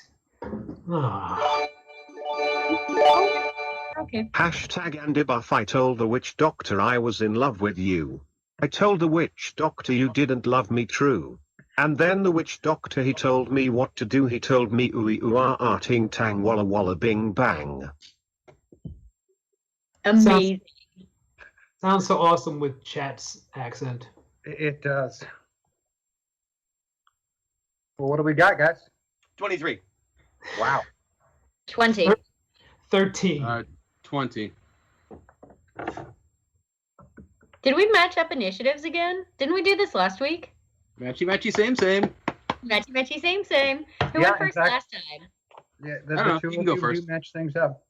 But first is actually going to be Crash at a 23. I'm going to hold action.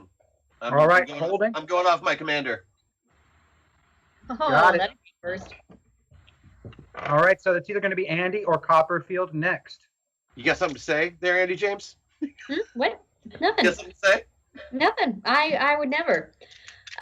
Let's see. So we have a mad doctor right now. Is he going to attack us, or is he still on He did just shout about drones attacking, and there are little small openings that have appeared in the upper level of this laboratory where automated machines are now flying out of them, armed with who knows what sort of terrible devices that this mad scientist has brought to bear upon you. If you want to deal with them, I can take care of him. Yeah, that works for me. Cool. In which case, we are going to use athletics and just start kicking drones out of the sky. Drone kicking. So how many attacks are you going to make there, Andy James? I feel like I'm just gonna go until I fail. How does that sound? Well, you got to tell me how many you're going to do ahead of time because that will affect your penalty to the roll. Gotcha. All right. How many drones are there? There are a dozen drones. All right. Well, let's start with 4 and see what happens. All right. So, does Andy James have 2 attacks normally or 1? What a great question. I believe it's 2, but I'm not certain. I'm pretty sure it's 2. I think it's 2 as well. I just want to make sure before I No, give you the. Don't see it on my sheet it's at towards all. the top of the Andy sheet. mm,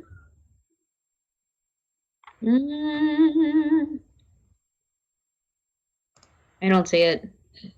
Oh, I can. I know I used to. I used to have, but that was pre. It should be under Attacks like. too. It's right on your. It's on your sheet. It's right below your soul Oh, star. you're right. And I'm above your sorry. initiative. I was looking under special attacks. You're right. That's my bad. Yep, it's up near the top. So 2. So that means that you're splitting both of those. So you are only going to take a penalty of 2 to all of those checks. Great. So you're going to make 4 of them at a penalty of 2. Great. Can I use athletics for this? I'm going to need fighting because you're actually kicking said drones. All right. Cool. Cool. We're going to beat that by a significant amount. We're going to beat that by 4. Okay. We're going to, and that's with the penalty. We are going to beat this one 5, 7. We're going to beat that one by 9. Okay. We are going to beat this one only by 2. And we are not going to beat that last one. All right. Well, by 2 isn't going to hit the drone's Wait, no, dodge that's a bonus. lie. The last one I beat by 2 as well. Okay. Those last 2 are going to miss because the drone does have a dodge bonus that's going to make it harder to hit than just by those 2. But your first 2 are successful. And you kick these drones, sending them spinning through the air, smashing into machinery or into the ceiling, and shattering them into thousands of metal parts, leaving only 10 drones left after you have attacked. And then we're going to go to Copperfield unless the held action of Crash. Still holding. Okay, still holding. Copperfield. Set phasers to stun. Will you go ahead and give me a shooting test for striking the mad scientist, Doctor? Absolutely. I think I'm going to burn a. What do we have in the store? You've got. I'm going to use a moment of clarity. Okay. Good use of a moment of clarity. I will beat it by 7. Beat it by 7. That's going to beat his dodge bonus. The ray goes out and strikes into his body. Damn it! I'm a doctor, not a. What are you doing here? Why don't you please sit down? And then he falls to the ground in a heap. I like that. It's good. That's good. And let's go to. He would have gone next, but it's going to be the drones instead, unless the held action wants to go. I need to see what they're doing. Go ahead. All right, the remaining 10 drones zoom out of the little hidey holes that they were concealed in and begin opening fire upon the individuals within the room. They are firing laser weapons from them. Uh-oh. Mm-hmm. Beacon's So we're like, gonna- oh no, light, my only weakness. We're going to fire at Copperfield, and at Copperfield missing twice. We are going to fire at Crash or Revelation. And a success by 1. And a success by 0. I don't think those will hit your dodge bonuses. Either of them. We're going to fire at Mike with a really bad failure. And a success by 6. That actually might hit Mike. And that'll do 30 damage, Mike, in your particular case.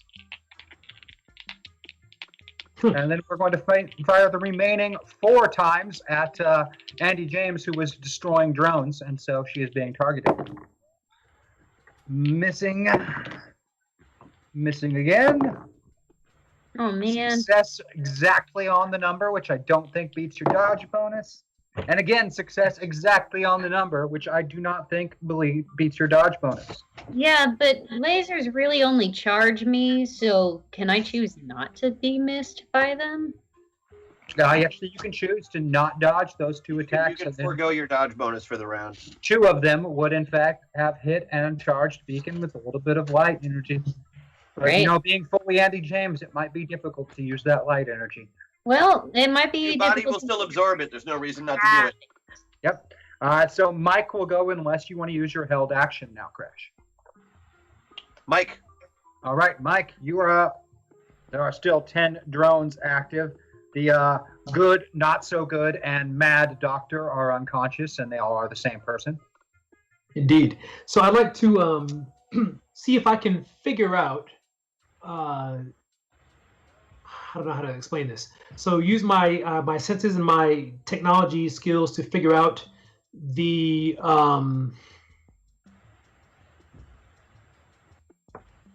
like the voltage and the amperage and the resistance, their internals of how they function. And then, just so I turn my cards on the table, I will then use that to find out this precise level of voltage and amperage that will not destroy them, but a broad blast to rev them all up. Like super, super high, but beyond what they're supposed to be doing. Trying to burn them out. Yes. All right, give me a notice followed by an advanced technology test. Whoops, wrong dice. We just...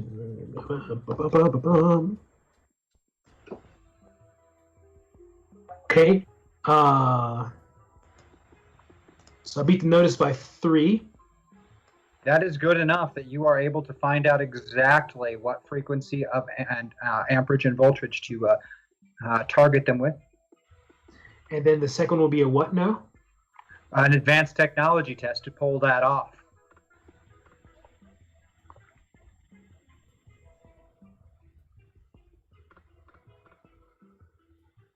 Oh, failed that one. You get the information. You got your but Patreon bonus still? You do have a Patreon bonus. Would that make it work? No. Okay. Then hang on to that one. You're able to figure it out, and you will still be able to attempt that beyond this particular round. But your first attempt, you're just not able to get that charge going and get them revved up. Crash, we can either have you go or we go back to the beginning of the round. I'll take my turn now, and I will ask one of the drones really nicely what exactly that threshold is. Give me a persuasion roll. That way I can give John Stone a bonus next round. And I beat that by 4. Well, here you go. And I'm not going to attempt to even know what that is and fake it. So I'm just going to go with it told you that information. All right, I pass the information along to John Stone as my second action. And then hilariously enough, because you held until the end of the round, you're now also first again because we're going into a new round. I'll just go last again. That's fine. Okay. Holding you till the end. And that's going to put Andy James and Copperfield both have a 20. So one of you two. Defer to Andy. Okay. Deferring to Andy. Andy James? All right. Sorry. Our doctor is down. How many drones are left?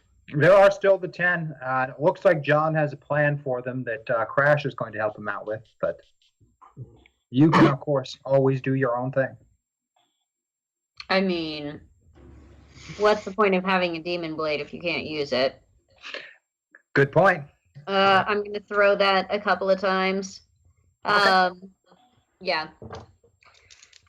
That one will be athletics because you are throwing the weapon. So All go right, ahead so that and will give be me 2 athletics. athletics rolls. And because you're only doing it twice, there is no penalty to that roll. Great. Yeah, we're going to beat that by 6. Okay.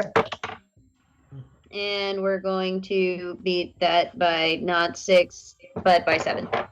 All right. You destroy 2 more drones with the thrown demon blade, which, of course, returns to your hand via teleportation after every throw, and then disappears to who knows where it goes when you're not using it. And that, of course, goes to Copperfield next. And after me is the drones, or is John? Yeah, it's going to be the drones and then John.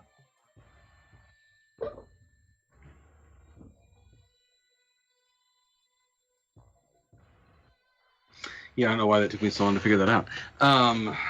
It was fun to watch Christian, though, react to me thinking about this stuff.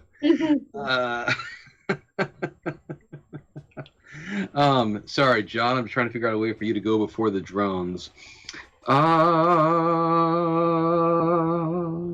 the cyborg.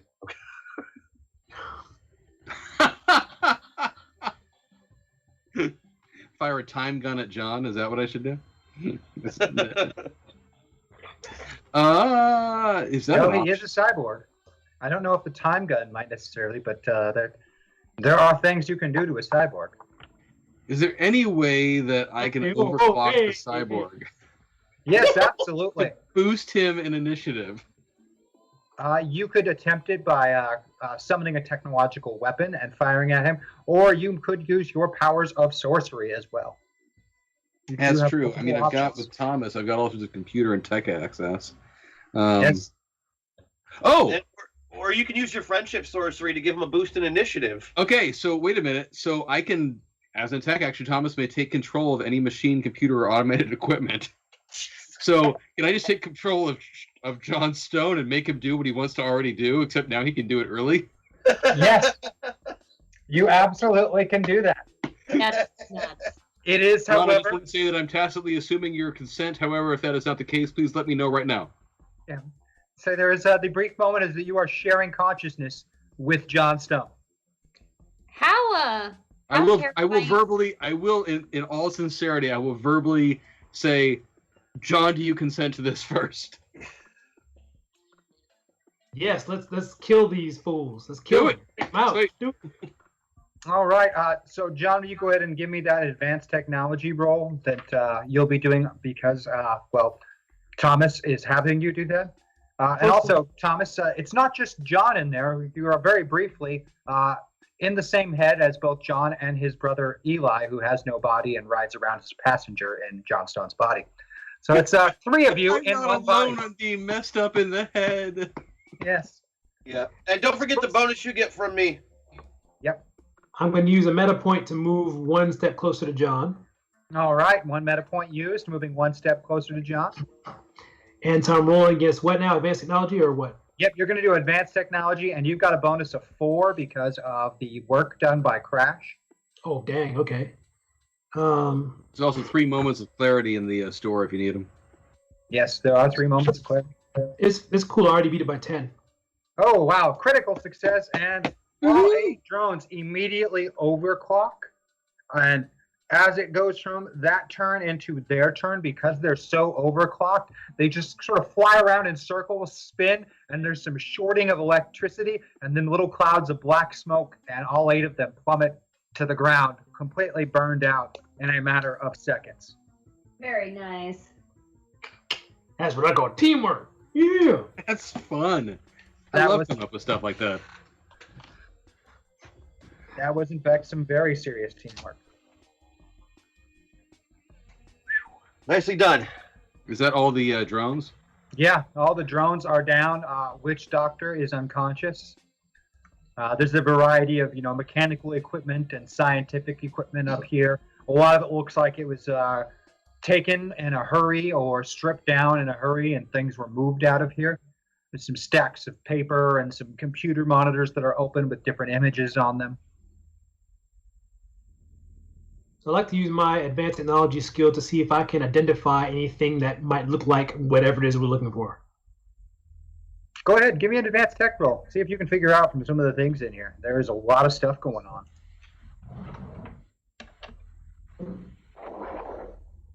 I rolled I beat it by 5. Beat it by 5. That's going to succeed for you. You are able to dismiss a lot of the more biological and stranger science experiments being performed in here and focus immediately on one that draws your attention. Very simply titled Time Machine version 2.0. Oh. Hey guys, I think this is it. Finally.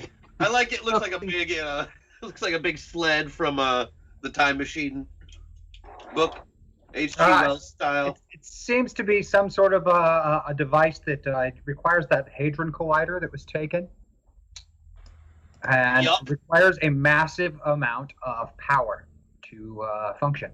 An insane amount of power, more than you could ever possibly gather or produce in one place. But battery can hold power. That's right. And he did drain an entire nuclear reactor. Ah, right. So it looks like they're not going to have too much trouble there. And who else was with them? Blacksmith was with Battery. Battery and Blacksmith. And Blacksmith, I'm assuming, can build stuff. Yes, he can. It just takes a lot of sweat equity. Yep. So you've got their power source and their machine, all in the form of 2 dudes. Wow. So where are they? Apparently not in here. No, that's not what I'm asking. Is there anything in the room that, like, basically takes readings, like a scanner? I'm not sure what you mean. Well, we need to find a giant source of power which can't be completely invisible. Ah, yes. Or is there a security system in the facility as well that you could just talk to the cameras and be like, yo, where are they? That's what we need to look for. Yeah, you are already spoken to the security system, so that wouldn't be too difficult for you to repeat that process. Yeah, hey, security systems, do you have cameras? Yeah, we've got all kinds of cameras, thermal imaging, motion sensors, laser grid, you name it. Do you know where Battery is? Well, he's not on any of the cameras, but I think that's because he's in the submarine. Oh, that makes a lot of sense. Oh, let's find out where the coordinates to that are. Hey, everybody, there's a submarine. Where is it? Submarine, of course there is. Does the security system know where it is? Well, if it's a facility security system, probably not, but it does know that they went to. Where's the entrance to where the submarine is? Oh, you can take the elevator down to the loading dock, and although they're just now leaving in the submarine, yeah, it's headed out now. Well, then we better hurry. You might be able to get there in time. Mike, this is your moment. Let's go.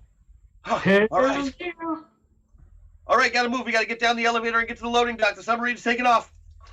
Okay. All right, you make your way down the next hallway leading out of this lab. There is a section of about 30 feet of hallway ahead of you where a laser grid is moving back and forth. That kind of intersects each other in a grid pattern, each time passing through again and again and again, making that section of hallway a very dangerous place to pass through unless you're immune to lasers. And yet, is the operating board on the other side of it? You don't see one. It just seems to be a constantly functioning thing from where you're currently standing. But Yeah, there might be it doesn't something. even register you as an intruder. It'll just shoot these. Fair. I mean, so I could just walk through and see if there is a way to turn it off on the other side. Go for it. Sounds good. Okay. So I'm just gonna walk, I guess. Well, Revelation already spoke to the security system, so he would know where to turn it off, wouldn't he? Oh, that's true. You could ask. You walk Yeah, right. is there a switch that turns you off on the other side there, Mr. Laser? Somebody pulled the master switch when the drones got triggered. None of the security systems can be turned off at this point. I'm just sorry, man. It's out of my hands. That's not on you, buddy. That's not on you. Just if we're all like bunched up next to Beacon, could she just absorb the shot so we walk through? well, the problem is they would hit if we bunched up next to her. It would hit us first. Yeah. No, we put ourselves on the we on the leeward side. It comes from the other I side. think they're coming from all angles, aren't they? Yeah, I could just ask cross them on not both to hit sides us. and then cross. I mean, I was gonna say I could also burn one of those moments of clarity and walk through the hallway and shoot all the lasers back at their sources. I mean, Well- yeah, that's an option. It certainly seems a little too easy, but I don't like it. All right, well, we're gonna do that. All right. Let's see, what you want that on a power use? Yeah, that's going to be a power use roll, and you're going to have to use a moment of clarity to access the beacon's power because you're in full Andy James right now. Yep. All right, so I'm gonna burn a clarity to do that. We're rolling on a 15. Okay, we're gonna beat it by 5. All right, you are able to turn the lasers back on their targets and blow all of them out in showers of sparks, and it also does a lot of damage to the internal lighting. It's pretty devastating overall, but that entire laser grid pattern is down. And hey, how about a system shock? that seems fair. Well played, Beacon. Well played indeed. Thank you. Let's start with Crash and Revelation and see what we can do up here. Let's just go ahead and put you all the way in Avatar. Revelation. Just like last time. You're not even. You're predictable. I roll a dice. I already put it there. Yeah, I know about your dice. All right, So Andy you and got- Beacon. You're going to end up exactly in the middle, Andy and Beacon. All right. All right, for John Stone and Mike, we're going to go full John Stone. Right, the one time that wouldn't be full down. All right, fine. There's meta points in the store. You can use those to get around it. And let's go with Thomas and Copperfield. We are going to be 1 away from full Copperfield for Thomas. Use my buff. Where do you want to be, John? I'll be still in the middle. Actually, I don't think I need because most of these might skills are all passive skills. They're not stuff I roll for. Right. The more John you are, the better because you're physically going to be all Mike no matter what. I'm going to stay in the middle if anyone else wants to move. So I definitely do. Okay, Crash. Do what you want. As much as I like being a really moody short guy who can talk to inanimate objects, maybe some other powers might be in order for this. No problem. Gotcha. All right, so using that buff, you want to stay in the middle, Thomas, and where do you want to be, Crash/Revelation? Put me as close to where I was as before. So where I was. You were Yep. 1 away from Crash before. Great, let's use that. All right, going back to 1 away from Crash for Revelation and being exactly in the middle for Thomas, and that company mans have all been used up. Well played there, Thomas. Way to counter the system shock. That's all right. I see how it is, and also the system shock can, of course, come out of the store as well as it is I've now. always wanted to do that to a system, Wait, but I've never. Are we going to be okay in this next fight since we don't get to be all bent over because of what you just tried to do to us? Well, I guess you'll be all right now, but it was questionable before, which was way more fun for me. Yes, and this is All why right. Beyond That's the laser That's grid. why we do the show, because it's fun for you. Yes. Oh yeah. All right. On the other side of the laser grid, a little further the section of hallway and around the corner, there is a pretty large utility type elevator rather than the enclosed kind you find inside of buildings. And it says that cage door that you open up and like a cage floor on it. It could probably support quite a bit of weight though. It's pretty substantial, like sturdy for hauling a lot of equipment and such. Right.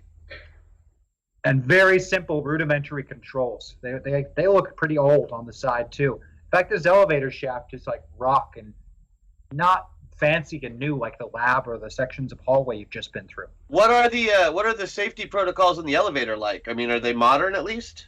They're actually really old and written in Russian. Oh, okay. Well, We're going down. This lift speaks Russian. Okay. oh no. Let's send the elevator down and go behind it. Okay. Yeah, it was right on top of it. We all have flight suits. I like it. You all have flight suits. Because All they're right. gonna blow the shit out of whatever comes out of that open elevator. I guarantee it.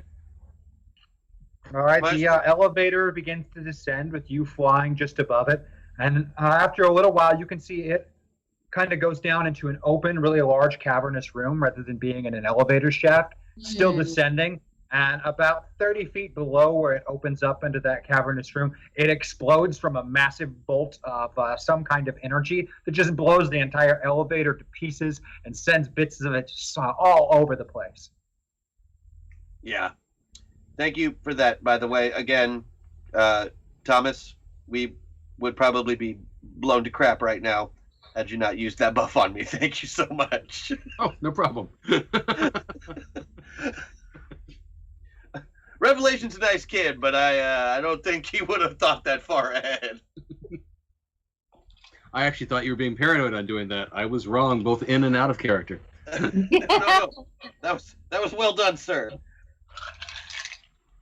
My unfried butt thanks you. All right, Thanks, straight from the remains of the elevator, the two pieces that are still attached, make it all the way to the bottom and stop, a smoking ruin. And you're still in the elevator shaft yourself. Yeah. I think we're just gonna wait there for a minute before we drop below deck. Let them think everyone's dead. If I make the wall invisible to see through it, it's just one way, correct? Technically, no. It would be both ways, but you're not sure it's wall the way you're located because it's below you is where it opens into this cavern. Right. I just wanted to get a sense of what was out there. Yeah, it's out there is also below you. This seems to come into the roof of the cavern rather than having an elevator shaft itself. I'm gonna try and make myself invisible. Ooh. You've never That always tested that works. before. I'm gonna try. I'm gonna try, and I'm gonna use a moment of clarity, and I'm gonna ask them to tell me if it works, because I won't know. You'll know. You'll feel it. All right, go ahead and use that moment of clarity. Tell me what you do. Okay, moment of clarity, so D8s instead. I'll use my buff, which won't help a ton, but I'll get a 7, so I'll beat it by 9. Beat it by 9. You can still see a couple of organs functioning and moving fluid, but the majority of him is not visible. And your eyes are still visible, right? Yep. Otherwise, you won't be able to see. True. His eyes are floating in the air from where you last saw them, and you think a kidney and maybe his spleen. Seems worth the risk. How about I go see where they are downstairs? Do you want maybe some Patreon buff points there to really round it off, get the rest of you invisible too? I don't know if that would help. I used my buff on it to get me to a 9. Yeah, it's pretty hard to see as it is. I mean, it's just a couple of organs and eyeball floating. I mean, I just feel like we need to know what's going on out there rather than just wait. You know what I mean? If we sit here indefinitely, eventually they're going to either get away. I agree. I just have 6 points hanging out over here, and I feel like a critical success would help you a whole lot. If there's anyone else can help me, I'm cool with it. Well, only you can use that bonus there, Helen. There's not a lot you can do for him on that roll. Well, if all we're trying to do is to see if anybody's out there, I can take care of that. I have heightened senses. I can hear. I can sense. Oh, that's true. I can ping. I can. Yeah, I have infravision, radio frequencies, super hearing, blinds. I mean, I can tell anything moving in that area. Yeah, things are moving. Stuff's happening. So there's a lot of sound, a lot of noise that you can all hear without any kind of a check. But if you want to know more, you can. But you also have a mostly invisible guy. You can only see 2 very small body organs and the eyes. Hey, you only get to hero once, and I don't want these bad guys getting away. So go check it out, man. 100 miles per hour. Let's go for broke. All right, you fly down, and the cavernous room below you is really, really expansive. There's a vast pool on the far side, complete with a full submarine dock, and the water is like really splashing and moving over there, like something just moved out of sight. There's also two smaller, somewhat older style submarines parked in the dock as well. There are a variety of very large missiles that have been taken apart on the right-hand side of the room, and some of them that are still being taken apart by large robot-type things, servitor-type robots that are taking them apart. They're being directed by the Coalition of Power villain, Uranium Man, and he is having them pile pieces from their inside all around him and next to him that give off a very unhealthy green glow. He's radioactive. Yes. Welcome to New Age. In addition to him and the robots, flying sort of off the ground and over on as far away from the radioactive material as possible in the room is Abigail Destiny, who, looking from the trajectory, probably fired whatever it was that blew up the elevator. It was probably her. She's powerful. Yes. I'm going to be relaying all this to them through the comm link in our suits, so they are aware. All right. Beacon, Mm-hmm. what say you and me run some interference and let Mike catch that submarine? I'm into that. Let's go make some noise, huh? I think I've got Abigail neutralized. Really? Yeah. Uh-oh, he's got an idea. Right on. Make it happen. Let's do this. Make it so, number one. Mike, just make a break for that sub, okay? We'll keep you safe. Fantastic. So, and you breached the room. I'm going to want initiative from everyone for how this is going to go down. Because they aren't going to just let you do anything if they can stop you. Right. We've decided that they can't. Good ideas.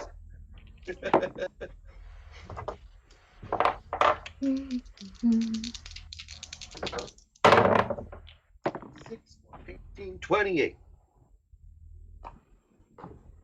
28? That's pretty impressive, Crash. 23. Oh, wait. Excuse me. 22. Plus 27. Excuse me. Plus my initiative modifier. 27. Nice. And you said 22 over there, Andy? I did. I'm going to go last, I think.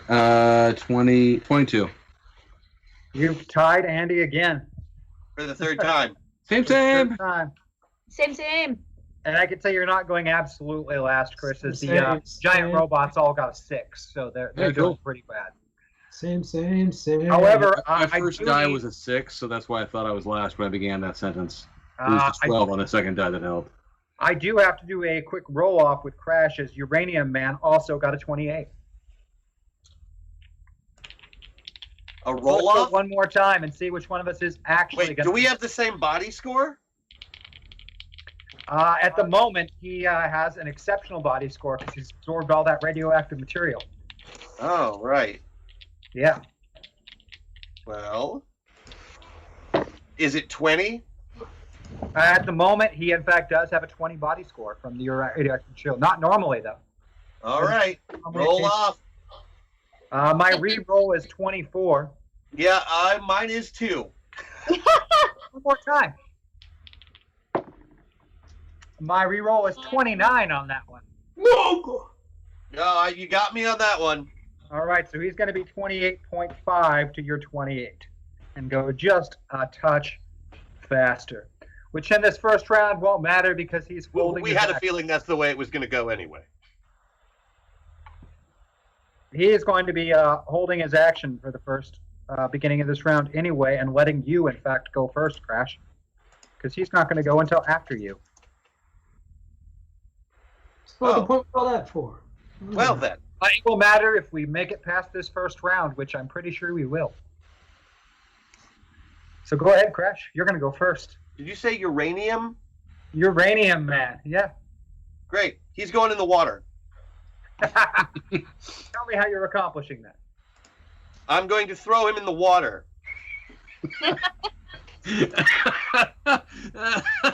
All right, you not fly going down to him, and you can immediately feel as you're getting close to him the ridiculously unhealthy amount of radiation coming from those, obviously taken apart that Cold War era nuclear missiles. Yeah, that's definitely gonna hurt. Yeah, it's bad stuff.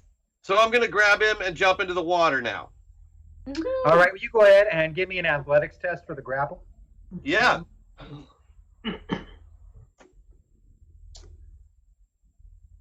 Moment of clarity? Good idea. Don't mind if I do. That way, at the very worst, I still beat it by 4. Let's see I beat it by 10. Beat it by 10. You grab hold of him and go the 3, 4, 5 steps and propel him over the side, and the two of you immediately splash into the water with a huge cloud of steam being created as you impact. Great. Second action. Okay.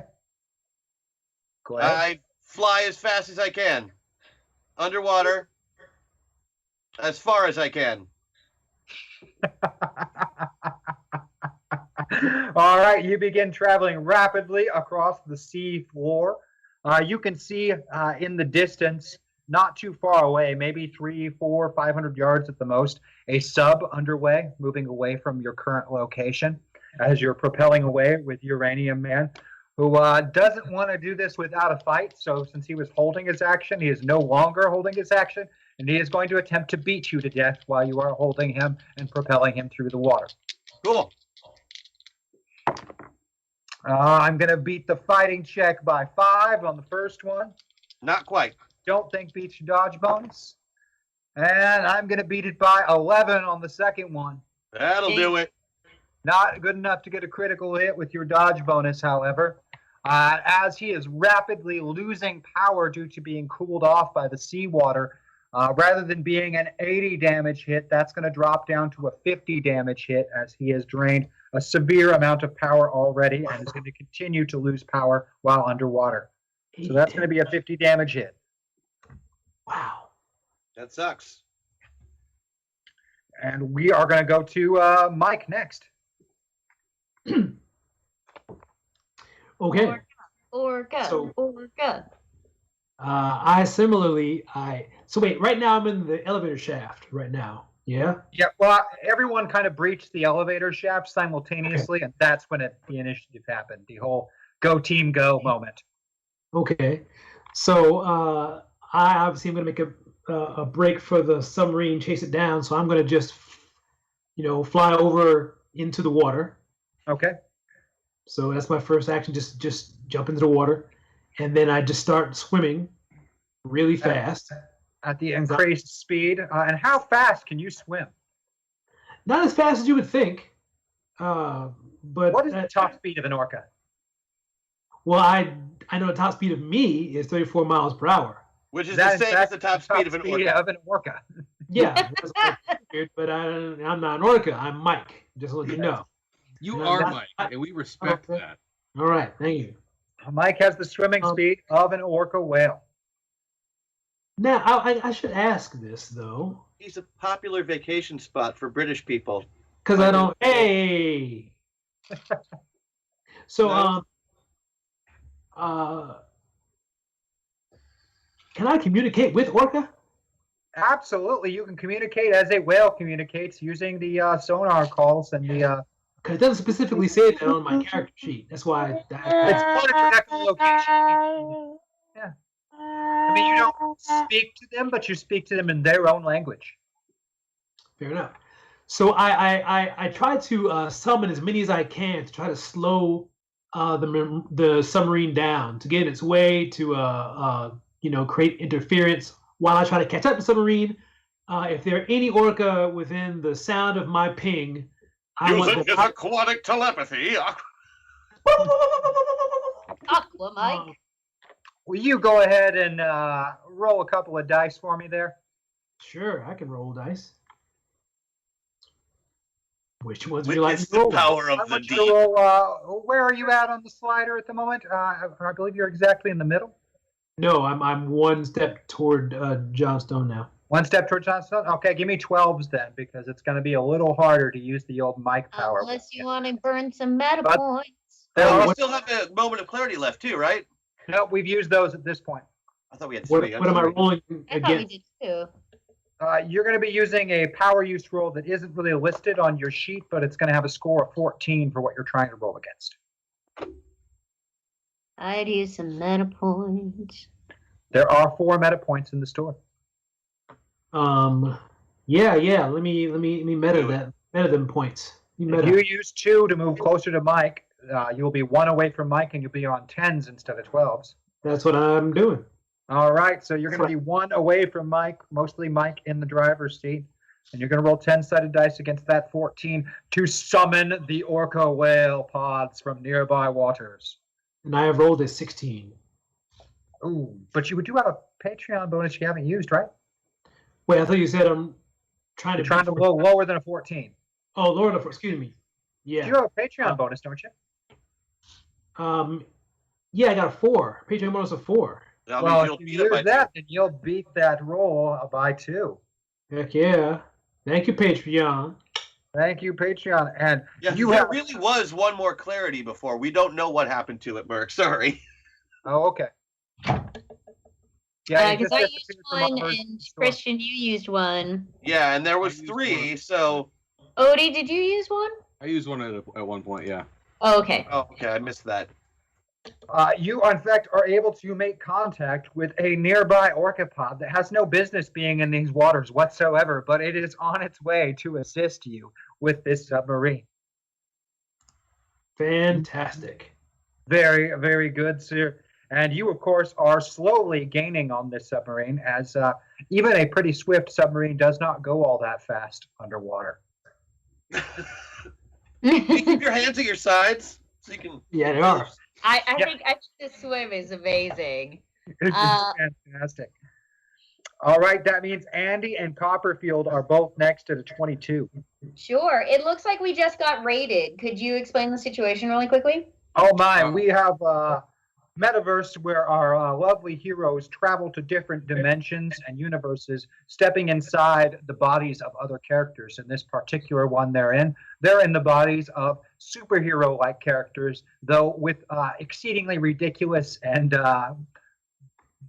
rather weak powers in this case, where you might expect from superheroes. Talking to inanimate objects is awesome.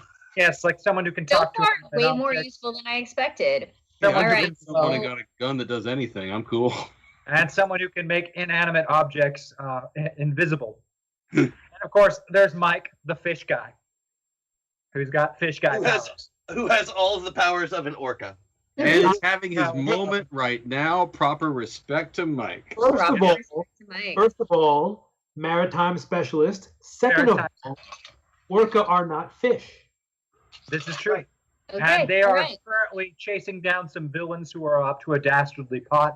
Mike is after their submarine that they are somewhat making an escape in, or who knows what they're up to, while Andy James / Beacon and Thomas / Copperfield are going to attempt to deal with the servitor robots and the sorceress Abigail Destiny, trying to fight them off within the submarine launch room.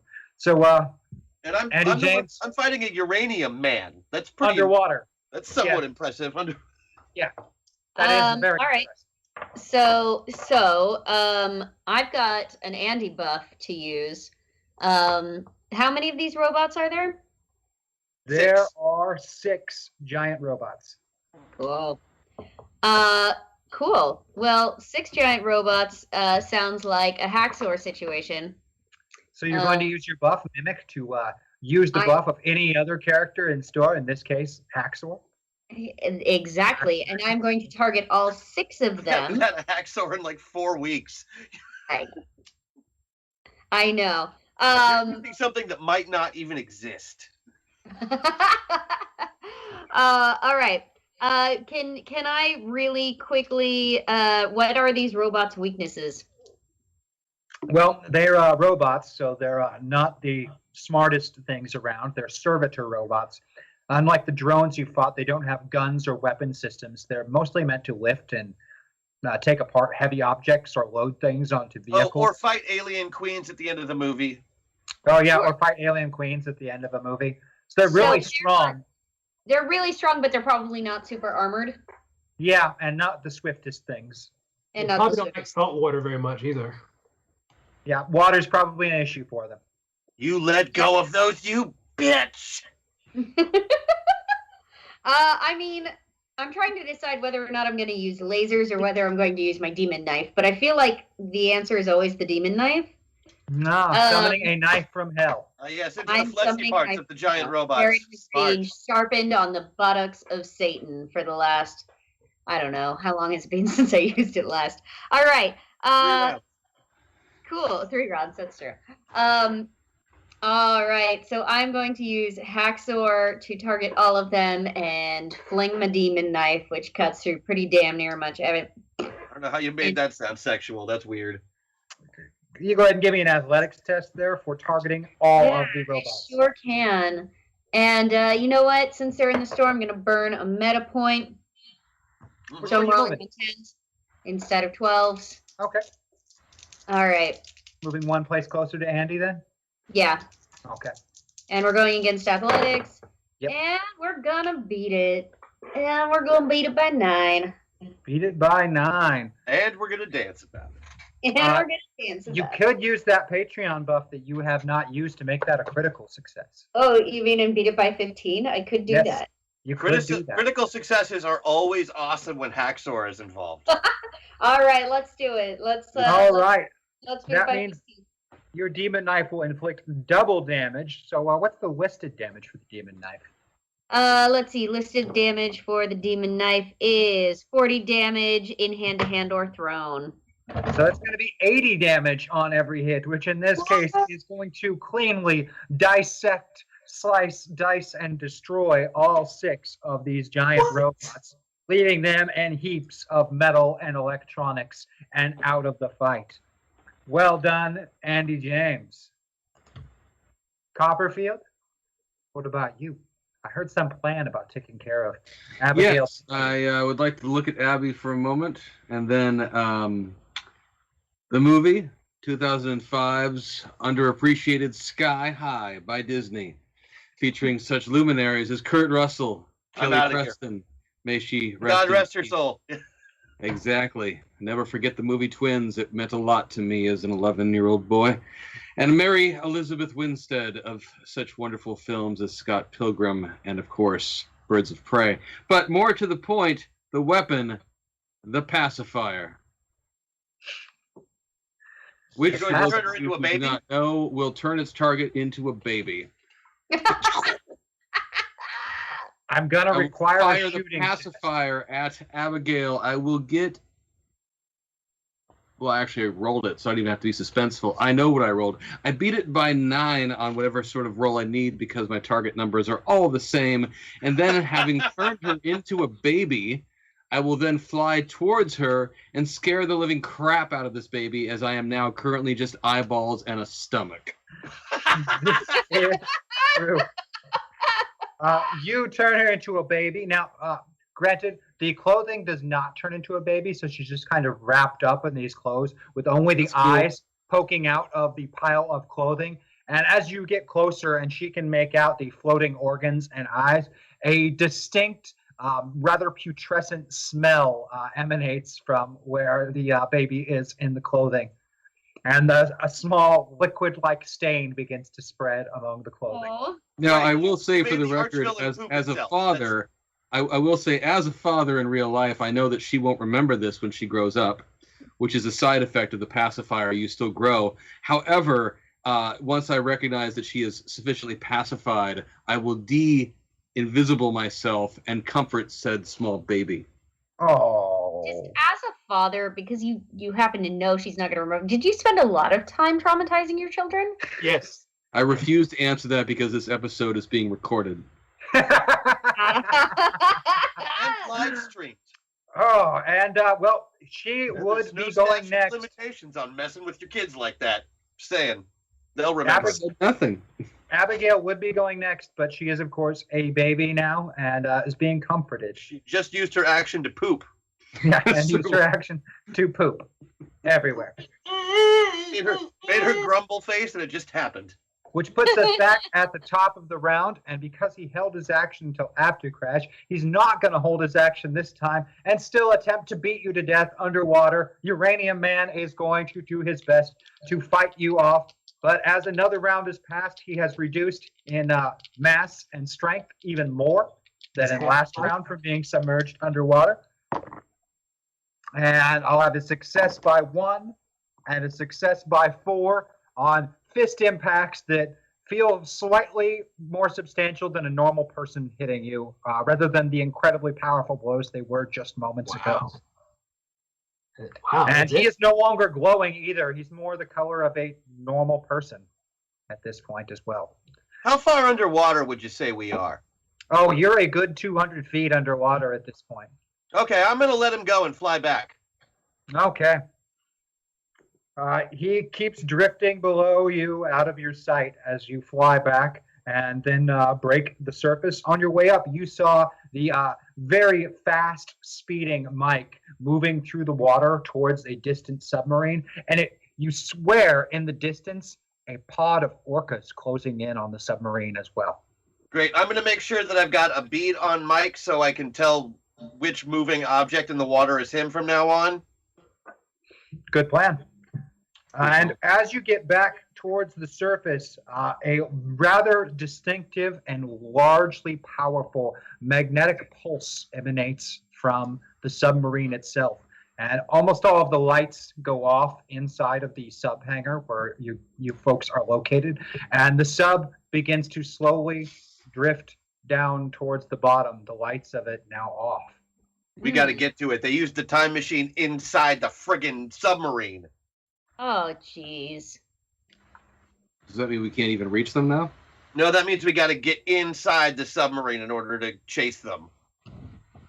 Inside the sub hangar, there are 2 smaller submersibles that are still docked. One of them doesn't look like it's in seaworthy condition from all of the rust, but the other one looks decently well maintained, despite being at least a century old. Will it fit 3 people? Oh, yes. Okay. Let's do this. Hop in the pod. You climb aboard the submarine and head out into the water. At this point, Mike has reached the other submarine, which has kind of drifted down and is now resting on the rocks rather precariously on a shelf. The front is pointed out over the shelf, and it might tip over and drop into a deep ravine below. But I asked my orca friends to steady it so that it does not. All right, and the orca pod that you have summoned steadies the submarine. There is a docking port on the side of the submarine that looks like it matches up with the docking port on the submarine that the 3 of you are in almost, well, not almost, absolutely perfectly. Can we hand wave that we're good enough submarine drivers to get it docked up? Well, Thomas already is, because Thomas knows how to do everything at the exact same skill level. He is perfectly trained in the operation of submersibles. And with very little effort, he is able to dock with this submarine, especially now that it has been stabilized by the orcas. It would have been difficult before, tilting as it was. But now it is perfect.